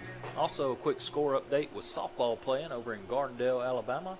They are up 4-1 currently over Calhoun Community College at Now the bottom batting for the of the Indians, 7th. number 5, Houston Green. Thank you, Colin, for those stats and the update there on softball, who are off to a great season as well, just like baseball. Here, leading off the bottom of the 6th inning for your Indians after they batted around there in the 5th will be number 5, Houston Green, the 3rd baseman. Houston has struck out his first at bat and ground out to 3rd on his 2nd appearance. So this is his 3rd time up, facing a new pitcher here in Jack. Get him? It was awful close. Thought it did. tell you. Thought I seen some jersey wave, Coach Kirk. A little bit off the jersey. He is standing right on top of that plate. 1 ball, 1 strike. 6'9", tall drink of water. It takes a lot to unload, and he brings a hard fastball in there that's fouled off near the soccer fields there. That'll run the count to 1 ball, 2 strikes on Green.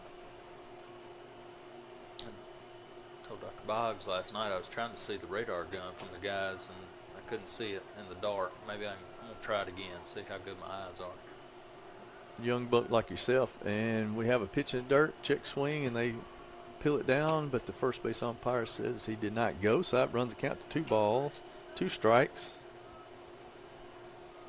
It was either 88 or an 89. This guy has eagle eyes, and that pitch is delivered. Jack thought he had to strike out. I have to agree. It was awful close for as much as the umpire has been pretty consistent on giving the outside corner today, but he didn't give it that time, so the count goes to full, 3 balls, 2 strikes. Indians trying to find a leadoff hitter, getting on base.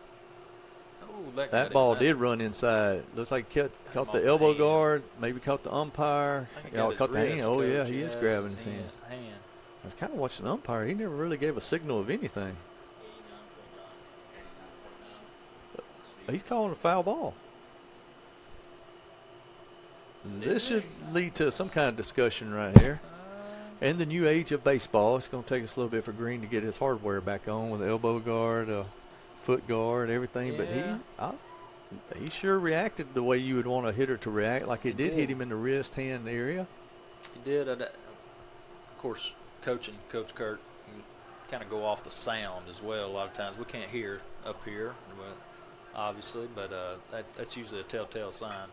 And he takes advantage of it and hits a line drive over the center field. It's kicked by the center field, and he is hustling into second base. Good job by Green there to take that extra bag on on the bobble there where it kicked away from him. So would you rather have a hit by pitch, or would you have a hard single into left field? Would we call that a single with an error, or would that be a double? That's a single with an error. Green definitely takes the hit. Now He up to likes bat that for the next Indians, opportunity. number to take the hit. 27, Will Cavanis.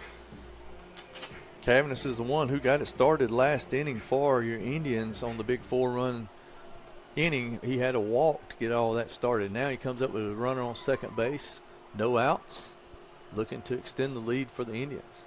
Jack rocks, fires, curveball stays inside. So, Coach Kirk, if I'm not mistaken, that is the first leadoff runner we've had on base. You're exactly right.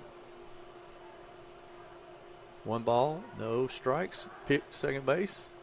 The ball kicks away. Good job of Green. He saw it, and he is advancing to third. Did that ball hit the bag, Coach Kirk, when it hit and kicked away? It looked like it hit it right off the side of the bag there. My eyes are not the best, but let me tell you what my excuse is. I'm kind of right in line, and he is 6'9". I do not even see the bag.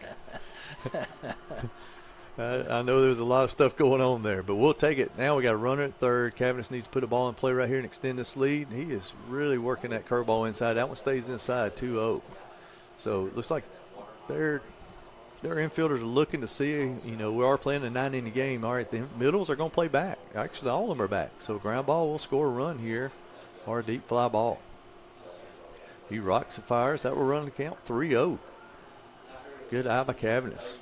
Now you see if we turn the young freshman loose here, 3-0. Let him swing the bat. Yeah, I think the way the day's gone so far, he's got the take sign here for sure. 3-0's down in the zone, and that will be a 4-pitch walk for Cavanis. He will jog down to first base. Now batting for the Indians, number 14, Bryson Jackson. Hottest hitter of the day coming up for your Indians, number 14, Bryson Jackson. He has a single and a double RBI his last at bat. So he is 2 for 2 on the day, coming up with runners on first and third with no outs for the Indians. He shows bunt and pulls back. Fake throw to first by the catcher. Nothing going on right there. Yeah, that's 5 straight balls now from Jack. I'd be curious to see if we don't try to put something on, or if Coach Lott still leaves the bunt on. He rocks, fires, 1-0 count, swings. Now hit real hard. Third baseman cuts across. Good job by the third baseman attacking that ball. He's the only one that's got a play right there to make it happen, and he throws across to get Jackson out, but he does get an RBI on that ground out because it brings Green in to score, and that would extend the lead for the Indians to 5-1. Now up to bat for the Indians, number 19, Trey Gunn. And that allowed Cavanis to move up to second base, so now Gunn gets the hit with 1 out with Cavanis in scoring position.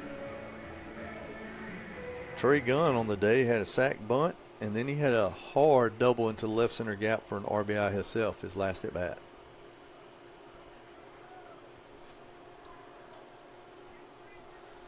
Jack rocks and fires. Fastball in the outside corner for strike 1. Yeah, I want to see the Indians continue to put up these insurance runs here. And insurance runs are brought to you by your Etowah County State Farm Insurance agent, Brandon Poland. Yes, sir. Thank you for all of our sponsors out there. 0-1 count. Rocks, fires, curveballs inside, and that will catch Gunn. I'll tell you one thing we do know about Trey Gunn in this early season. He is not going to get out of the way of the ball. He is not tough. That football mentality, what we brought up a little bit ago. Now up to bat for the Dual Indians, sport number athlete, 28, playing Tyler football. Pickens. Really good baseball player as well. Has chose to only play baseball this year, moving forward. So, Gunn, like to see that there. And then again, like we talked about earlier, getting into the next guy. However we can get on base, hits, walks, hit by pitches, and try to string it together. Pickens up to bat, shows bunt. We got a double steal, and we are in there.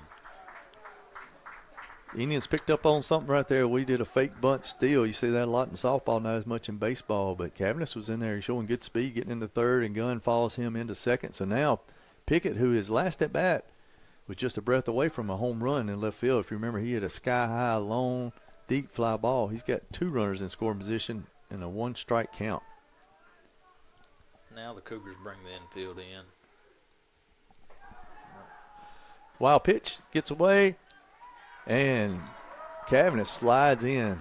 Another advantage having that runner at third base. We've talked about it several times today. And has not come back to haunt either team to get a run across until that point right there. Yeah, tough there for Bender. That's just a tough pitch to block up. He's done a great job so far today, but no shot on that one.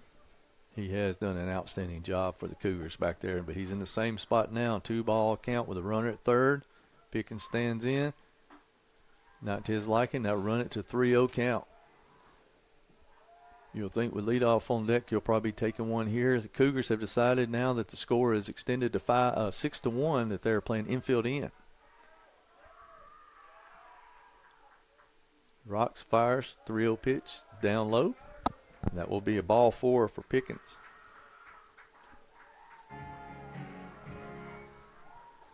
Coach Kelly for the Cougars is making that slow stroll, and he's looking towards the bullpen as he's going out here to talk to Jack. It looks like we're going to have another pitching change here. We'll take a short break, and we'll bring you this Tupelo Coca-Cola Bottling Works pitching change right after this.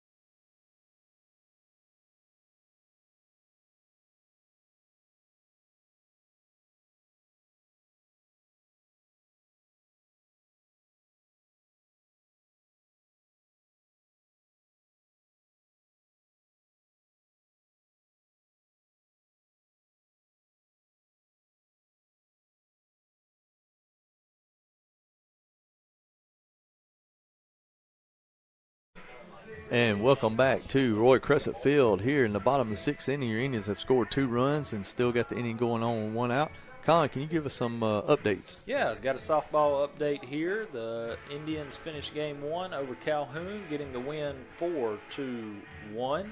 And as we always like to say, these are unofficial stats here until we get the confirmation from Gore and the coaches. Lizzie Meeks completing a no-hitter today in the first game for softball. So nice job there in the circle, not on the mound, in the circle there for softball by Lizzie Meeks. And softball is getting ready to play again shortly. So we'll give you some updates in game 2 for them as they get started. Coach Kirk, we've got a new pitcher with a pitching change here. We do. We have Spencer Tim coming in. He's a right-hander for the Cougars, and he is a sophomore, 6'3", big guy again, but he's not 6'9". But he comes out of Morton, and he is coming into a sticky situation with first and third for our Indians and only 1 out, and we are back to the top of the lineup with Jacob Pearl, be the first one to face Tim today. Yeah, big opportunity here for the Indians again, putting up those crooked numbers and having those big Now innings. That's what you always like to see. Number 23, Jacob Pearl. Yeah, it was a slow start for the Indians. Those first 4 innings only having the 1 hit, but then we broke loose there in the bottom of the 5th for 4 runs, and we got 2 so far. Now the Cougars have decided to move their middles back, trying for the double play. Meeks takes off. Got me talking about Meeks. Pickens takes off, and he's still second easy on the first and third play. Now you got tremendous speed with Gunn at third, Pickens at second, and leadoff hitter Pearl at home plate. So just that athleticism we talked about the Indians have on this year's team. And taking that bag there and taking advantage of that, and putting 2 runners in scoring position. Now the Cougars have to draw their infield back in. They're trying to hold it right where it is. They have 3 more at-bats, but do not want to see the Indians extend anymore. Rock, pitch is a strike, so that will be 0-2 count. So Pearl is going to have to battle right here with the new pitcher, Tim, who's just come into the game.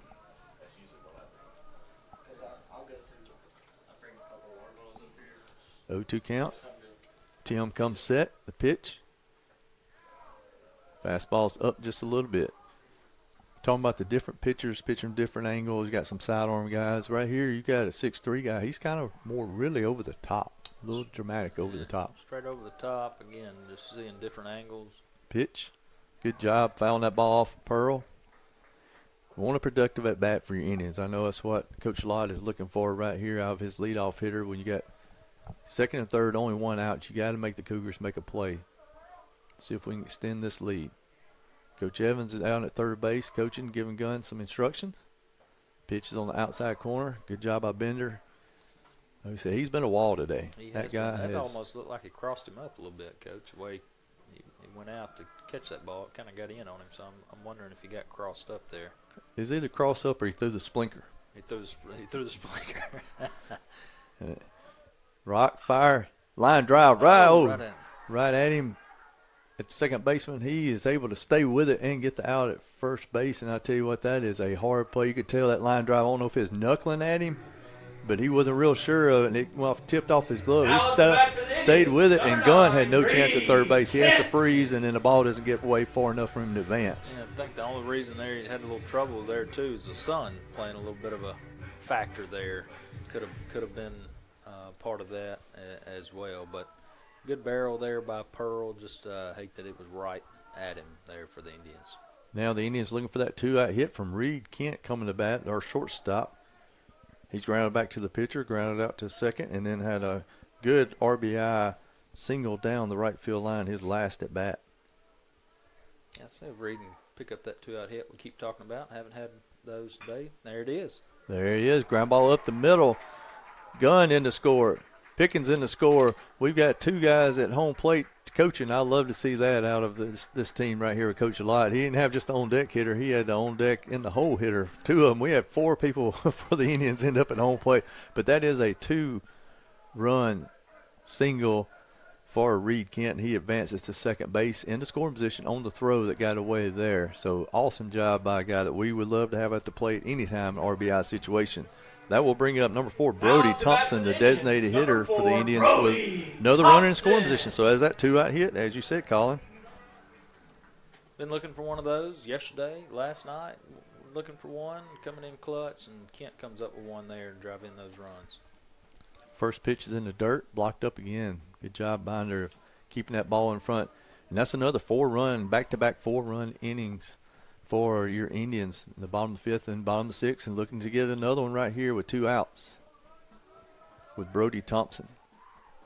Rocks, fires, that ball's in the other batter's box. Binder does all he can to keep it in front, but it has no chance. Gets to the backstop, and now the pressure is really on as Kent makes it all the way down to third base. So you got 2-0 count. Your number 3 hitter.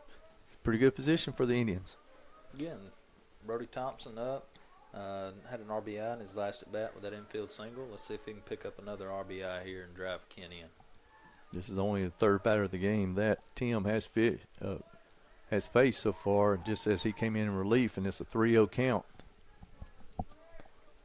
He's been a pickle ever since he came in. That's part of the life of a reliever, though. It's the life of a reliever, tough spot to be in, and we talk about it all the time, that mentality of coming in. It's tough, but it's a job that has to be done, and these guys, most of these pitchers, have been the starter for their high schools, and coming in and having to change roles a little bit and learn how to do that, how to prepare, and how to be focused and lock in when you come in. 3-1 pitch. Good job. It's through the 6th hole.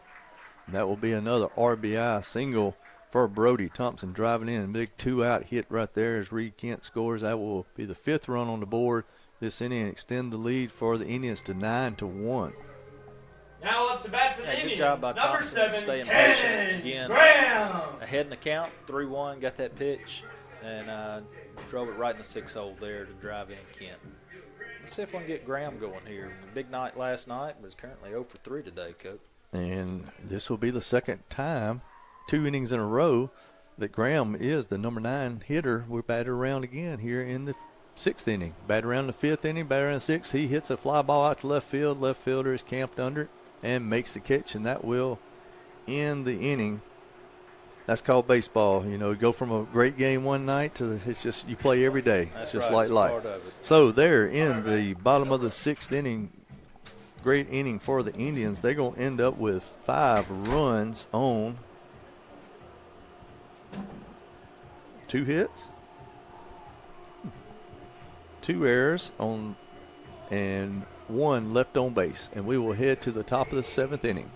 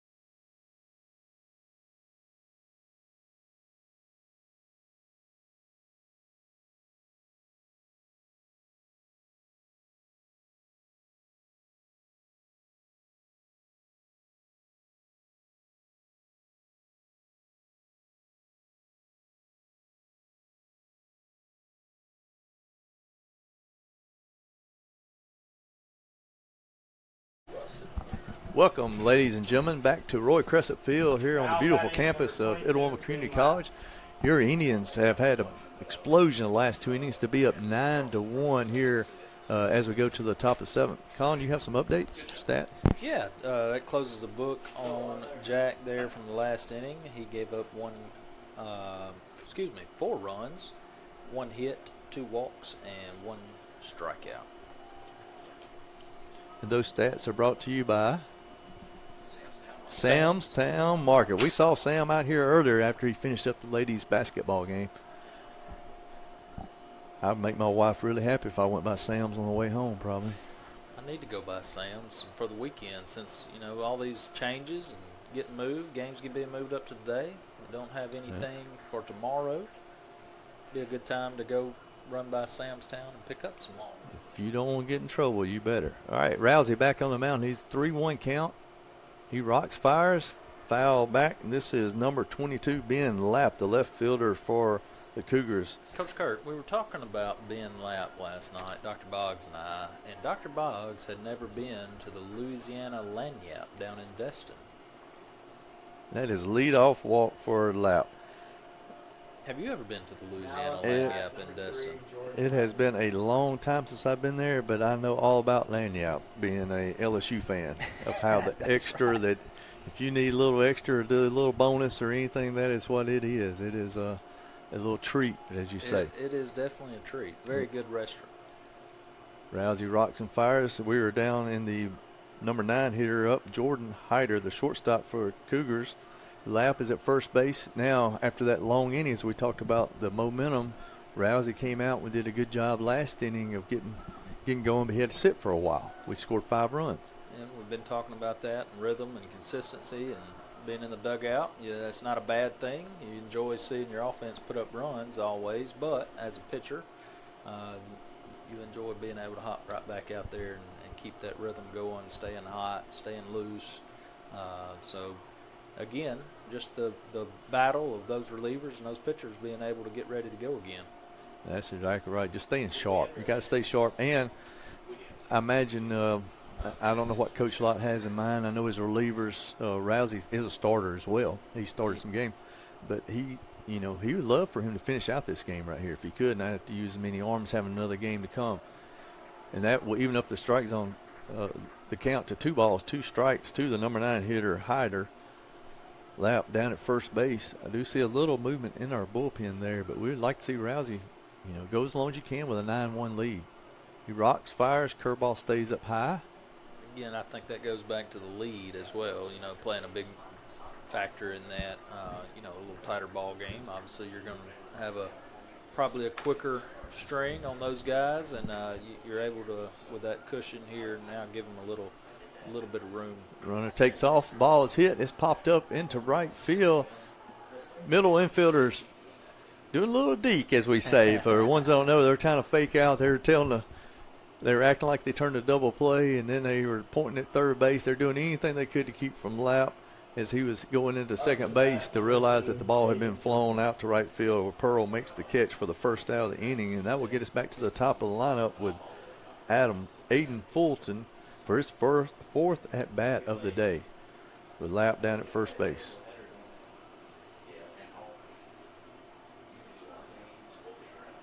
He rocks, fires, shows bunt. Fulton has done that a few times today. Fulton started this game off. He ambushed the first pitch by Riley Cagle for a base hit, and then Riley settled in, only gave it one more hit in the next 5 innings. Had 10 strikeouts to really get this thing going for the Indians, because our offense started off slow today. They did. They real pitcher's duel there through the first 5, and Indians was able to get the bats going, as we've seen there the last 2 innings, and extend this lead here, which is good to see. But again, great start for Cagle. Currently in line for the win with 5 innings pitched there to start the game. Those 10 big Renaissance Bank strikeouts. 2-strike count. Pitch is thrown. It's low in the zone. Now run the count to 1 ball, 2 strikes. Rousey is starting to settle back in after that long inning of being in the dugout. Like you said, we scored 5 runs. You'll take that, but you got to get heated back up. How about one of those double plays? Oh, pick to first base. It is close, but he is back in there safe.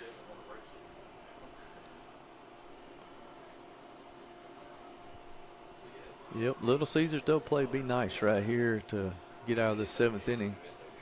Especially with the leadoff hitter coming up and some more power in the 2-3s. Pitch outer corner, just barely off. That's that pitch we've been getting today, but it was probably another ball or 2 off, a little further out then. Just a bit outside. That's right, just a bit. I like it.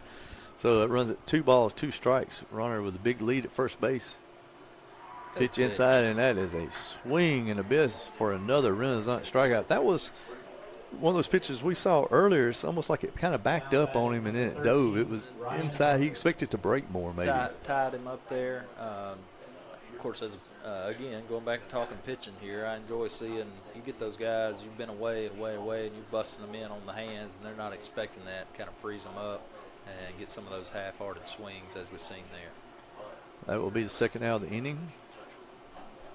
First pitch swing and a miss by Ryan Brucker, the second baseman. Brucker has the only RBI for the only run that's scored so far for the Cougars. He's walked and been hit by a pitch, so 3 productive at-bats so far for Brucker right here. Ball outside evens the count at 1 ball, 1 strike. We have 2 outs.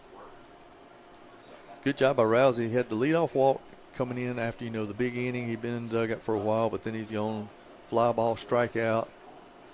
I want to end this thing right here with Brucker. Pitch inside. He wanted to swing at it, and then he wanted to stop, and he didn't know what to do, and it kind of sawed him off, and that's part of being your second game of the year, too. That's right. That is also part of it. And seeing these arms, it's a lot different coming from BP and arm.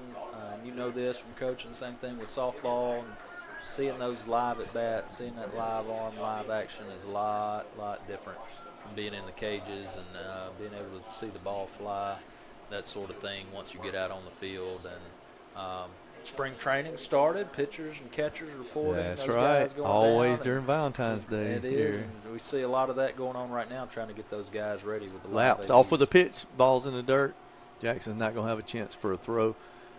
Good job base running right there. Get a guy in scoring position. Cougars been aggressive today on the bases. Big leads. Be giving our pitchers fits. Been in the stretch. That will even the count at 2 balls, 2 strikes, 2 outs. Runner at second base. Indians looking to get off the field. Rocks, fires, pitch, and it's fouled off. Good job by Brucker right there staying alive.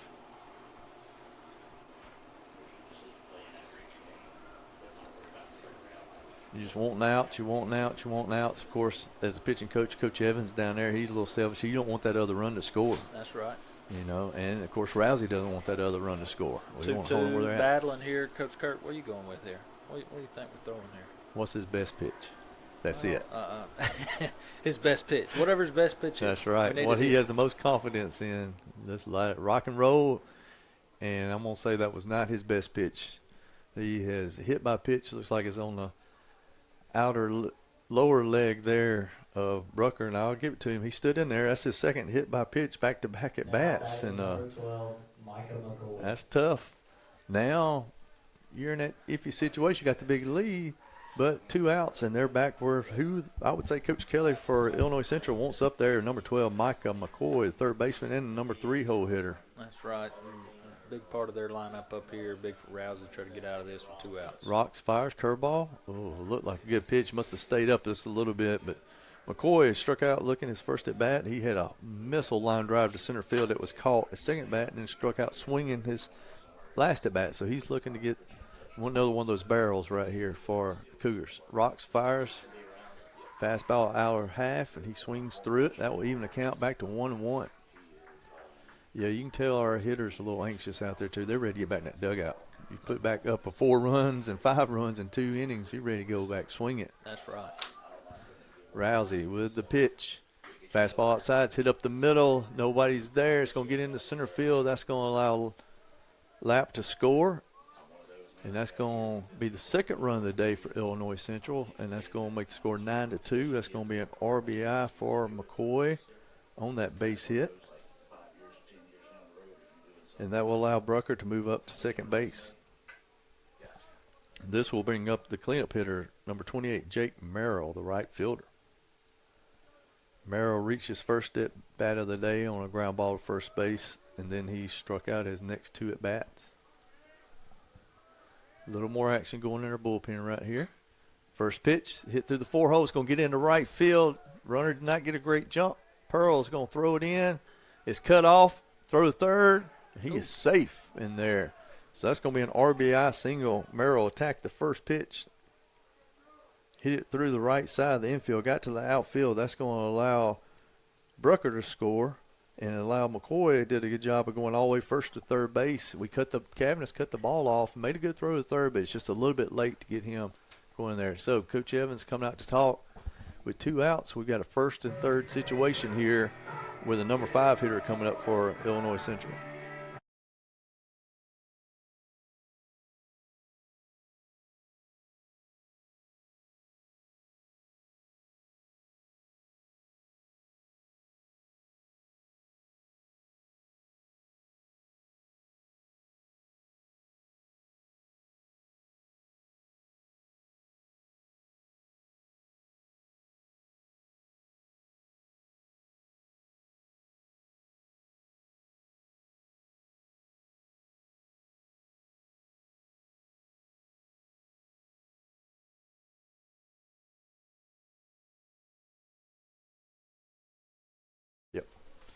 All right, and we're back here in the top of the 7th inning. Illinois Central has scored 2 runs here with 2 outs, and we have a pinch hitter, be number 19, Charlie Graham, coming in to hit for the catcher, Kyle Binder, who's done a good job behind the plate.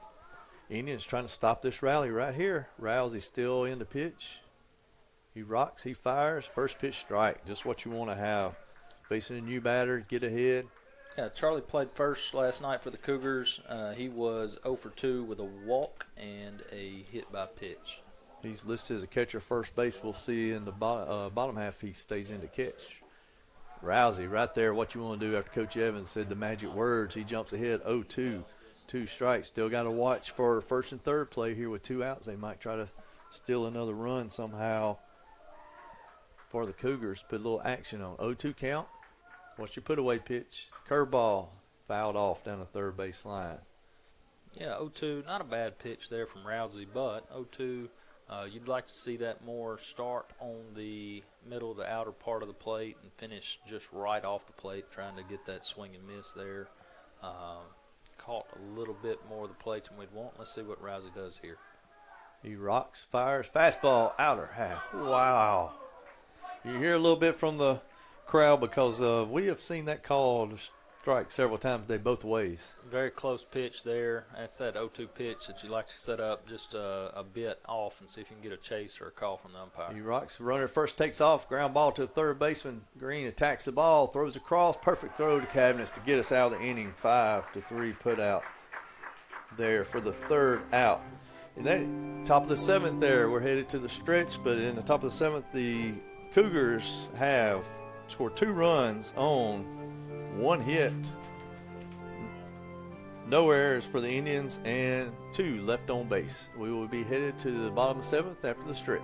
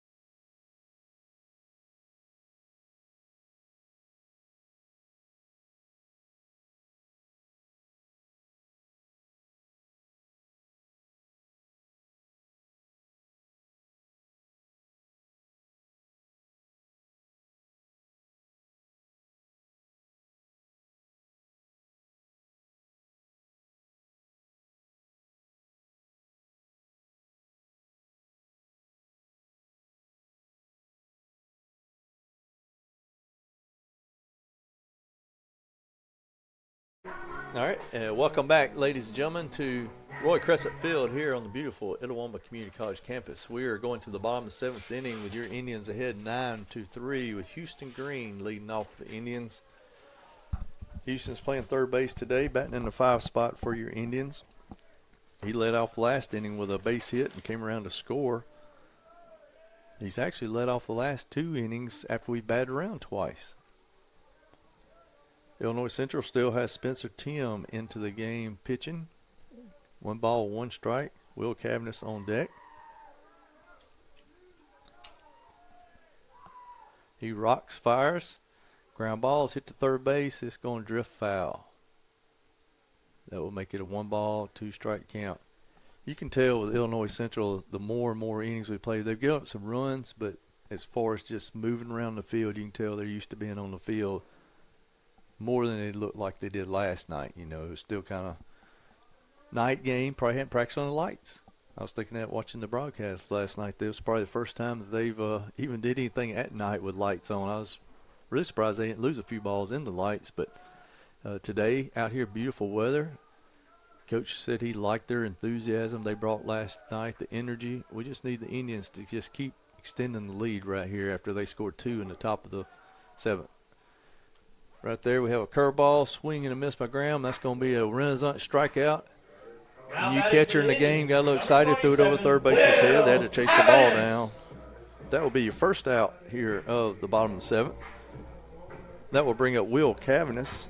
Cavness has ground out to short and walked his last 2 at-bats to really help with those 2 big innings the Indians have. First pitch, rocks, fire, and it's a curveball for a strike.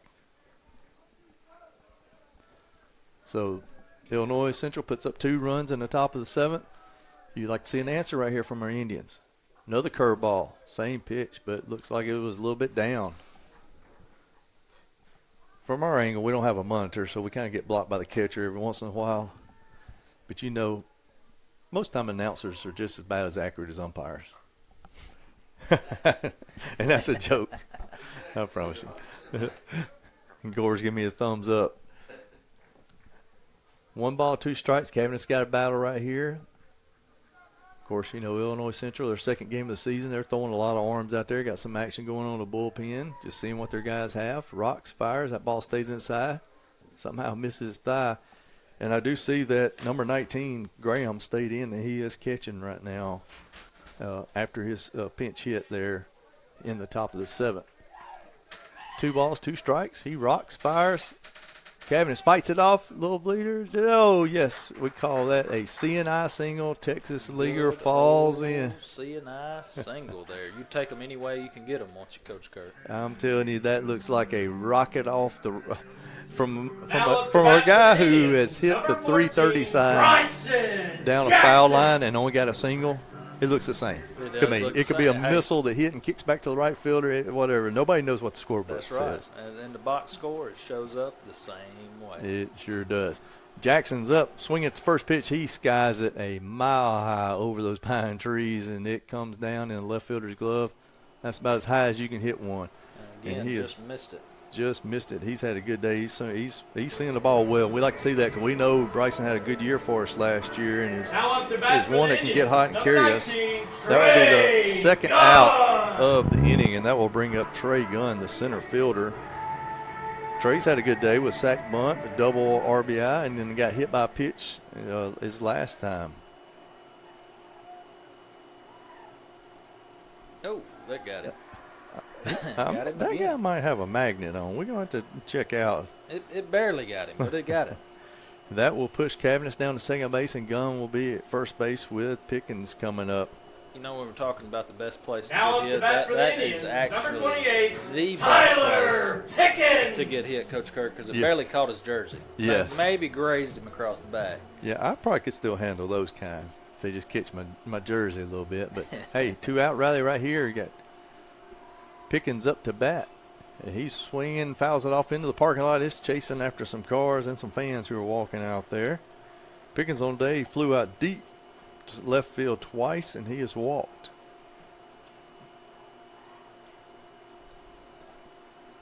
Need another 2-out hit for the Indians right here. That pitch, catches the zone. That makes an 0-2 count. Good pitch there by Tim.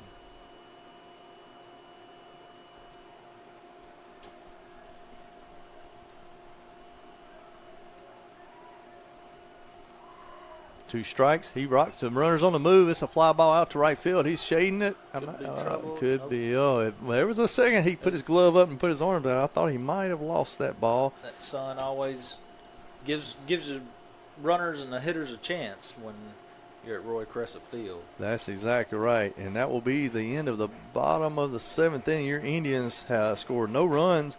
They do get one hit, no errors on the Cougars, and we leave 2 on base. And we will be headed to the top of the 8th inning when we come back.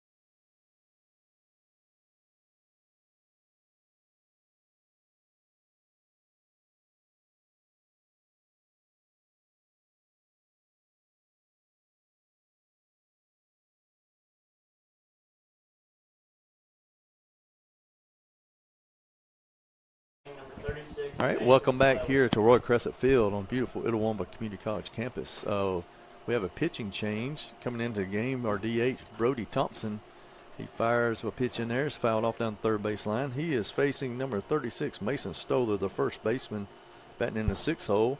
He had a base hit his last at bat. He rocks and fires, little sidearm delivery. barely misses the inside corner. That will even the count at 1 ball, 1 strike. Top of the 8th inning right here. Want Brody to come in, get you 3 outs. I like it. He's attacking the strike zone. 1 ball, 2 strikes. As you mentioned earlier in the game, Colin, he's giving us a little different arm angle here for the Illinois Central to have to adjust to. Coming out a little side arm at times. Sweeper outside, misses. That'll run the count, 2 balls, 2 strikes. I'd like to see the Indians put up another 0 right here and see if we can win this 8th inning. Rocks, fires. Ground ball hard. Oh, through the third baseman. That was one of those balls that took that first big hop, and that second hop was right around that, what we call the cutout there. There's a grass, dirt meet, so that's going to be have to be a base hit. It's just a tough play. It's one of those it's tough luck in the game of baseball. Sometimes the ball does not bounce your way. We've got a pitch runner here coming in the game. That is number 35, I think, Coach Kirk. Looks like. Pinch runner for the Cougars, number 35, Justice Rush. I'm on. Justice Rush. Justice Rush. I saw him taking ground balls during batting practice. Yes, he's a second baseman. Justice Rush is your.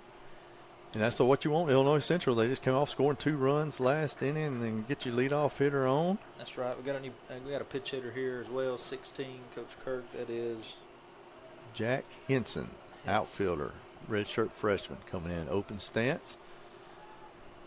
Brody Thompson comes set, rocks. A line drive into left field, base hit. Bats have woken up here for Illinois Central. That will be first 2 batters of the game inning here in the 8th getting on base. So that will be a base hit for Henson. He did not waste any time. Jack Henson coming in, first pitch he saw, he jumped on it about like how the game started today. This will bring up number 22, Ben Lapp. Runners at first and second, no outs. Indians chasing some outs. Here's where you give up a run for outs. So as you're getting into these last 6 outs you need. Pitch, foul straight back. Lapp on the day struck out looking. He had a base hit and walked his last at bat. Yeah, the Cougars putting together quality at bats here. Starting to get some runners on base, hitting the ball, base hits. Luckily, so far, those have been singles, Coach Kirk. Like you said, we're hunting outs at this point. Good curveball in there for a strike. 0-2 count. First real curveball we've seen from Thompson with that sidearm delivery.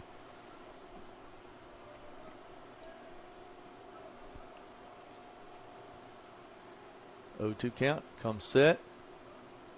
Looks at his runner at second and fires. Outside corner, a little sweeper there that Lapp did a good job laying off. That's a pitcher's 0-2 pitcher's pitch right there. That's it. Real quick, I'll finish the book here on Rousey. 2 innings pitched, 3 Ks, 2 runs, 1 walk, and 1 hit batter. Good job of Dylan. Runner at second takes off. There's Rush. Good throw, and he is out. Great throw by Jackson right there to cut down the runner. That is a caught stealing 2-5, and that was the pinch hitter, Justice Rush. Yeah, a little questionable there. We've talked about the aggression for the Cougars, but you're down by 6 here with nobody out, and you definitely don't want to run into that first out. Yes, sir. Good call there. 2-2 pitch is fouled straight back by Lapp, the number 8 hitter for the Cougars. Yeah, runs were at a premium early, and then we had 2 really big innings, and then they've come back and scored 2, and then they have a rally going right here. Yeah, you hate to stop the little momentum. Cougars had some momentum going right there. Did pitch. Have some momentum.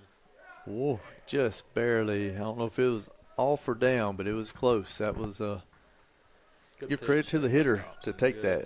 Very, very much so with Lapp there and not offering it that, which was a very good pitch there by Thompson. That runs the count full. Pitch. He attacks it. Dribbler at third base. Going to be a tough play. Let it go. Indians going to let it roll, and it is. Foul. It rolls foul. Great job there by Houston Green. He had no chance of trying to get Lapp out at first base, and you right there you see the turf. And that's the turf. You know, you think it would play true into that down the line. It had some spin on it there. already fouling it off the turf. But as that transitions back to dirt there, as we see, we have turf on the aprons here in foul territory. It just rolled foul. Pitch. Line drive into right field. That's going to be down. The runner at second base had to hold and see it. Good job. Base run throw gets in. It's loose. But the runners are not able to advance. That's going to be a base hit for Lapp in the right field. That's 3 straight hits for the Cougars, Coach. Again, that first out there and the caught stealing is coming up big right now, and helped out tremendously in getting that first one, because 3 straight hits off of Thompson here to start the top of the 8th. We'll have a first and third situation, 1 out here, and this will bring up number 3, Jordan Hyder, the shortstop. He's 0 for 3 on the day with 2 fly balls and a strikeout. Laps at first base. He has 2 stolen bases on the day, and he's getting a big lead again. First pitch paints the outside corner for a strike. You know, we've tried to speak one of these Little Caesars double plays into existence, Coach Kirk. This would be a great time to have one of those. I'll throw another great in there. Great time. Let's get it. Lapp's got a big lead at first base, and we're going to pick. He's back in there. That's knowing the game right there, knowing that he's already had a couple stolen bases on the day. You got to keep him close. Lapp's got 2 hits on the day and a walk. Out of the 8 spot right there. Bigger lead at first base. He's back. Oh, that's going to be even closer. He had him leaning there. I think he was going. And the tag was kind of in the back. And the umpire, I guess, said the hand got in there, but it was awful close. Yeah, Brody, it's always tough, but throw was a little up into the field there. If he gets that ball on the bag, he probably has him there. 0-1 count. The runner is on the move. Oh, Jackson came up and looked like he was going to try it. I don't know if he's going to throw the second throw at it, but it was off the edge of his glove. Pass ball? It is a pass ball. Okay. Got to catch it first, Coach. Definitely have to catch it first. Tough play there, though, Jackson. That will be another stolen base for Ben Lapp for the Cougars. Now he's down in scoring position at second base with a 1-1 count to Hyder, the number 9 hole hitter. You got the lead off on deck.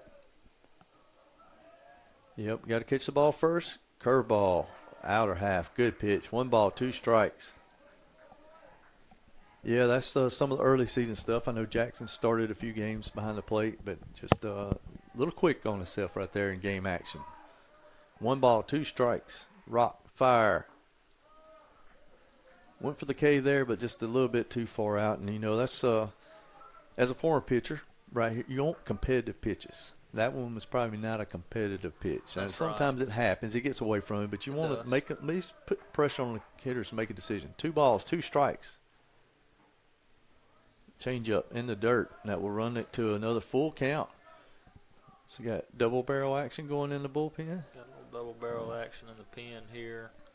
Thompson's struggled a little bit so far here to start the inning with the Cougars, and Cougars putting some pressure on the Indians. He rocks, fires, and gets a big Renaissance Bank strikeout right there. First one for Brody Thompson, and that will be the second out of the inning. And this will bring up leadoff hitter Aiden Fulton, the center fielder. This will be his 5th at bat of the day in the top of the 8th inning. Like to stop it right here, just hold it to the 1 run if we can for the Indians. Thompson looks in, looks back at second base, lets it go, paints that outside corner again. I tell you what, that you can tell that Coach Evans, our pitchers, are really focused on that outer half, establishing that pitch right there. They have been today. They've done a great job so far, though, mixing it up, moving that ball in and out, and changing speeds like we did there. He did. I don't know if he pulled a string or if that was like a slower slur, but it had Fulton out front swinging a miss, and that will run it to 0-2 count with 2 outs. Center fielder's fairly deep. Right field straight up. Left field's playing in a little bit.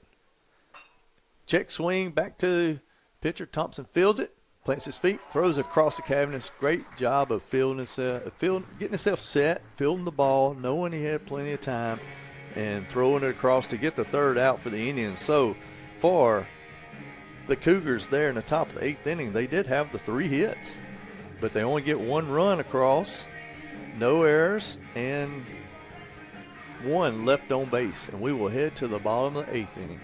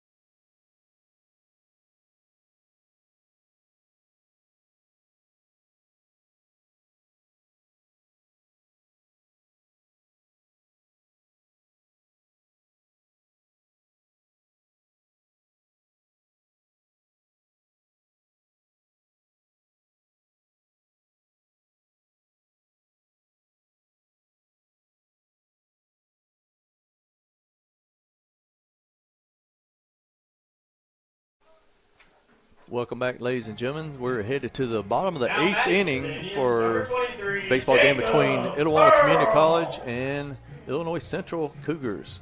Your Indians lead 9-4. We're back to the top of the lineup here with Jacob Pearl leading off for us here in the 8th inning. We have a new pitcher in the game for Illinois Central. It'll be number 46, Lane Hunt. Hunt is a 6'5" redshirt freshman. I'm telling you what, Coach Wilson might not want to play these guys in basketball. They run some size out there. That's some tall guys. His first pitch of the ball, second pitch comes across as a strike. Some defensive changes for Illinois Central. Now in catching for the Cougars is number 31, Colton Williams, and that will move Charlie Graham over to first base. Next pitch, curveball down in the dirt. Make it 2 balls, 1 strike. Back to our top of the lineup right here, you'd like to see a little action get going by the Indians. We had those 2 big innings in the 5th and 6th where we put up 9 runs. Ball runs inside.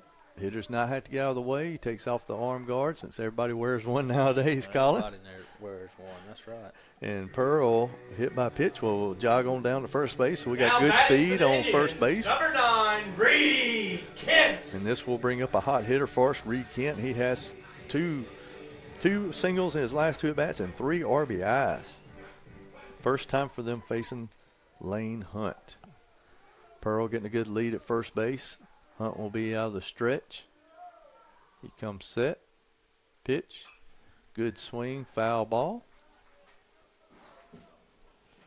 Yeah, we'll close the book on Tim here for the Cougars. He gave up 1 run on 3 hits. He hit a batter and had no strikeouts.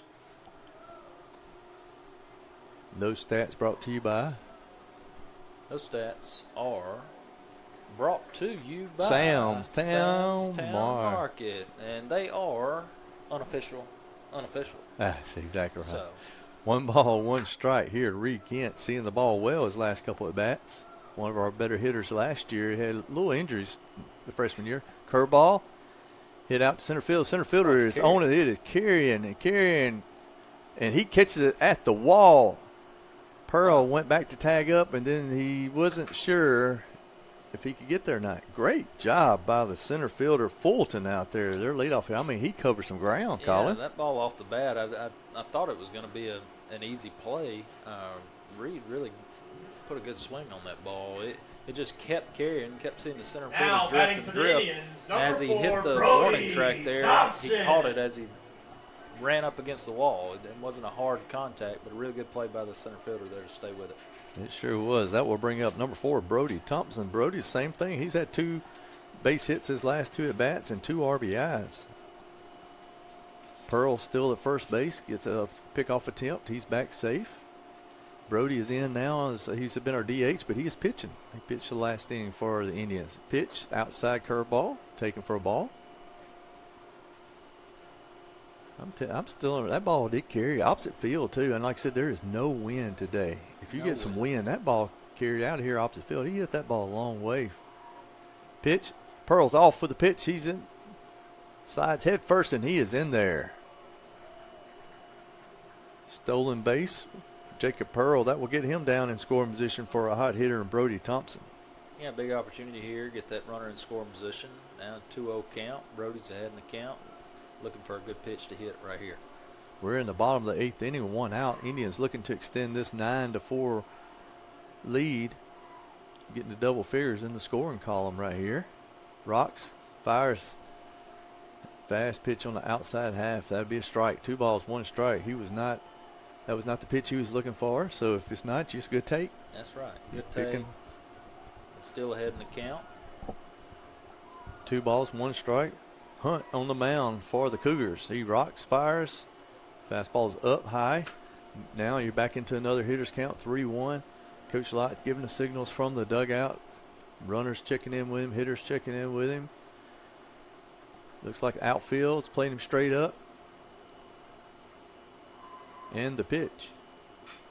Hard ground ball through the left side. Pearl had to hold up to make sure the third baseman didn't cut it off. Good job of base running there to not make it out since you're already in scoring position. That ball gets through, and that will be 3 hits in a row for Brody Thompson. Excuse me on that. Yeah, good piece of hitting there by Brody again. Like Now I said, batting for ahead in the the count. Indians, number 7, And, Cannon Graham. Almost looked identical to his last at bat, Coach, right in the 6-hole. That's exactly right. And it brings up number 7, Cannon Graham, our second baseman, who have runners at first and third. Good speed on the bases. Might see a little action here, I would expect, from our Indians. We've been calling on Graham all day. Hey, no matter what you've done the rest of the game, that's a good time to come up with that first hit. He had a big night last night. Fastball up. It is. Good opportunity here for Graham. Again, 1 out. And even if he doesn't get a hit, we've talked about quality at bats today, Coach.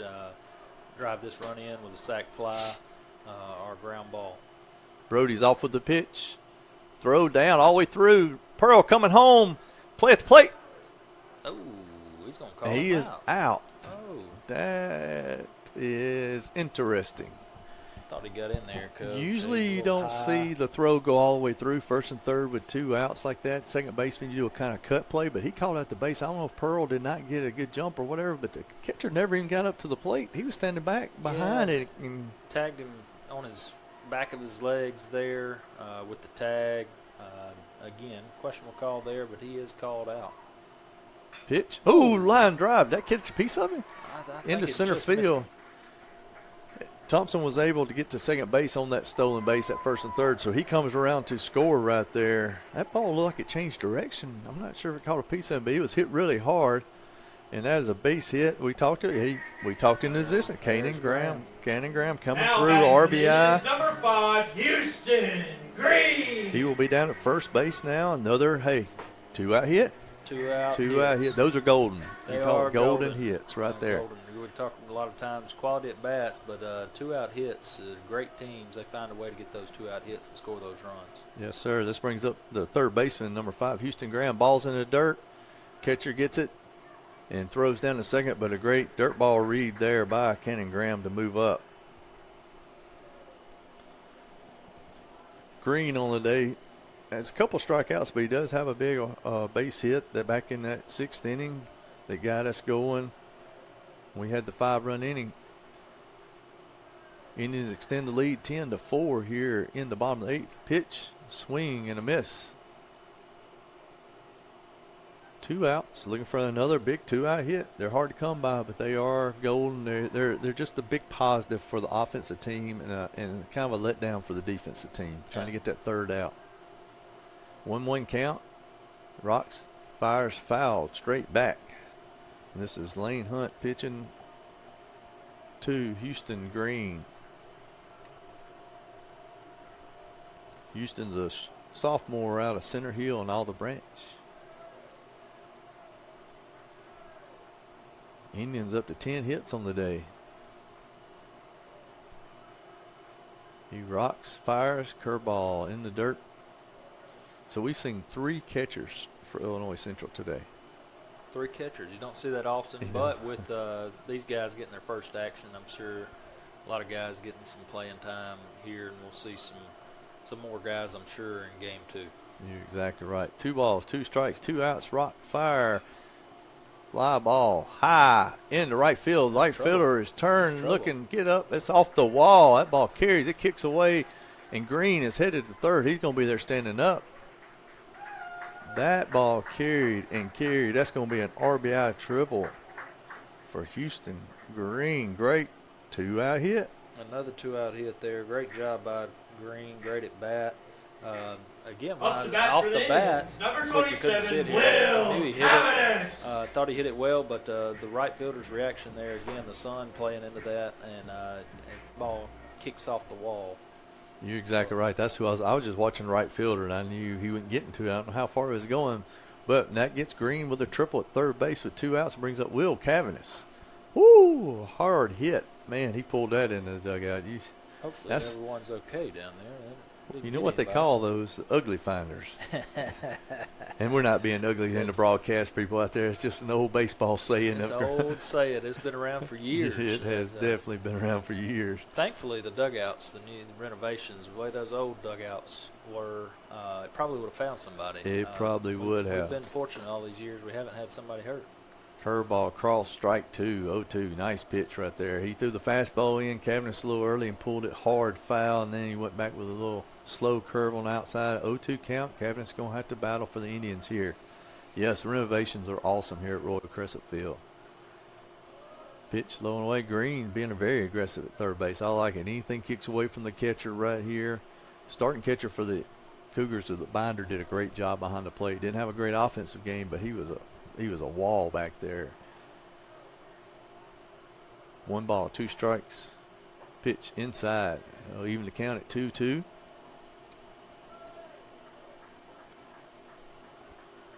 Indians extended their lead to 11-4 here in the bottom. Looking to add that 12th run to get it up to 8-run lead. Pitch. Curveball way outside, and it does get away, and that aggressive, he's not even going to slide. That's a great lead, great read.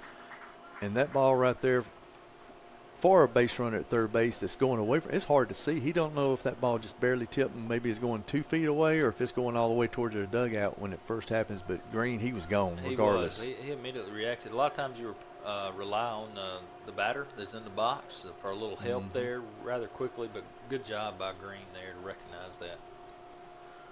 And Cavness goes from 0-2 count to a walk. Good job there of having a quality at bat. And he has had several of those today. That's third walk on the day to go along with the base hit for Cavness. This will bring up a guy who's seen the ball really well. Bryson Jackson had our first 2 hits of the game. Then he had an RBI ground out and flew out to left field. Coach Kelly for the Cougars coming out. Looks like we're going to have another pitching change here, Colin. Yeah, we'll take a quick break, and we will bring you this change shortly.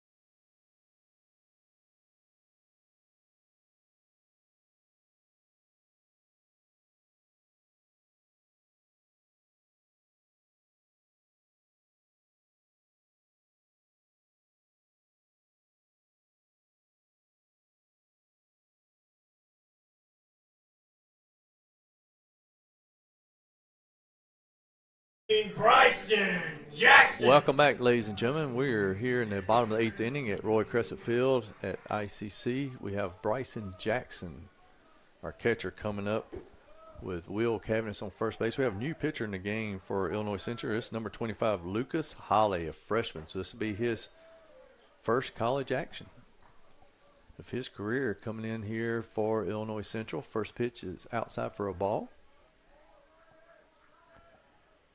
Bryson Jackson's been the catcher for this whole first game, 9-inning game. We do have a 7-inning game following this.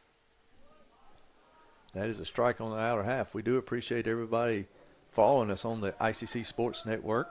Let's Go ICC TV. You can find everything you want on social media for next games, everything going on, all the big wins. Softball's in Alabama playing.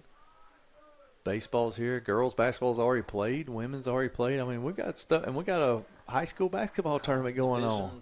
Division II 4A tournament happening tonight with the consolation games and the championship round happening tonight. So a lot going on this week in the next couple of weeks with a lot of weather changes and packed full schedule here at ICC. Pitch is fouled off right down the right field side. That'll make it 2 balls, 2 strikes, 2 outs. Cavan still at first base. You know, Cavan is a big guy. I think he's probably around 6'3" or something. Ripley guy. And we was talking about him running that go. He went home first to home on that ball that was hitting the left center gap early in the game by Trey Gunn. I was impressed. This team, Coach Lott's got a lot of athleticism. Kids that can play different positions, but it can run, pitch low in the zone. Will make it a 3-2 count, 2 outs. You should see Cavanis on the move here from first base. Yeah, I talked about that with Coach Lott and Coach Owens this morning, actually, having, you want that good diversity in the lineup, those guys that can run it out of the yard, and you want speed and athleticism as well. Runner on the move, ball is hit straight up. Catcher gives it a look. It's drifting. Oh, and it hits right into the net onto the new concrete backstop we have here at beautiful Roy Crescent Field. That's interesting. I was wanting to see if that ball would come back because not anything negative towards Illinois Central or their catcher right here, but just how much they've gotten to practice that. We know they're at a disadvantage for these games just for the fact of not being on the field as much as our team. On the field, those are little things that people don't think about, and it's like, well, why, make that play? Well, you don't get to do it. You don't get to practice it. You're not getting those reps. That pitch is outside, and Jackson's patient and draws a walk right there, and that will continue the inning for your Indians. That will move Cavanis down to second base. Number 19, Trey Gunn. Jackson trots on down to first base, and this will bring up Trey Gunn, our center fielder, who's had a good day. He had sack bunt, been hit by a couple pitches, and had a big double into left center field for an RBI. He will come up runners at first and second, looking to extend this lead for your Indians. Holly rocks, fires, first pitch, and there is that outside fastball. We've seen a lot of those today. These pitching coaches both calling that pitch first pitch. That's a good place to know that you're not going to shouldn't get hammered unless a hitter does a good job of staying through it and hitting the opposite field. 0-1 count, 2 outs. The pitch, snub, first base, going to be a tough play. Trouble. Pitcher's going over, and he flips, and that's going to be late. And the runner's coming around from second base, and he is going to score. Will Cavan is showing the wheels again there, Colin. Score from second base. That ball, we knew that was going to be trouble. Either your first baseman got to come get it and try to dive over and tag him, or the pitcher's got to get to it quick. I mean, that's a base hit. It's just for the Indians, number 28, almost like that little no-man land fly ball we hit the, That's right. That is right. Gunn runs way too well. I knew that was trouble right off the bat with Gunn's speed there. Pitcher not able to make the play. And great job by Coach Evans over here and Cavanis being aggressive here. Cavanis is making us eat our words a little bit here. I think he's saying he could outrun Gunn maybe. Oh, we're going to give him a little hard time after the game. That first pitch by Holly is in the dirt, and that will allow both runners to move up on the wild pitch. So we have I assume we are playing the 10-run rule. 10-run rule. So the run that could end the game right here in the bottom of the 8th, now I have to play the 9th, is at third base with Bryson Jackson. Looking for Pickens to get the big hit. Get him in. He dances down the line. Pitch is outside. That will be ball 2. Hitters count 2-0. Yeah, Gunn has tremendous speed. You know when that ball was hit, it was trouble. Pickens looking for one pitch in a spot right here to find a barrel. Holly rocks, fires, and he smokes it, and that will do it. He hit it. He got a pitch he wanted. Base hit into left field. 2 RBI score. Good job by Pickens there to finish that out. Good job by the Indians picking up the Game 1 win here. 14-4. And then the bottom of that was 5 runs there. Just some 3 big innings right there that we have had with 4, 5, and 5. In that inning, your Indians scored the 5 runs on 5 hits. And final score from Crescent 1 Field, error, and they left 14, none Cougars left 4. on base. Fans, don't forget to visit the We'll be right back to you with a concession little stand recap of between Game games. 1.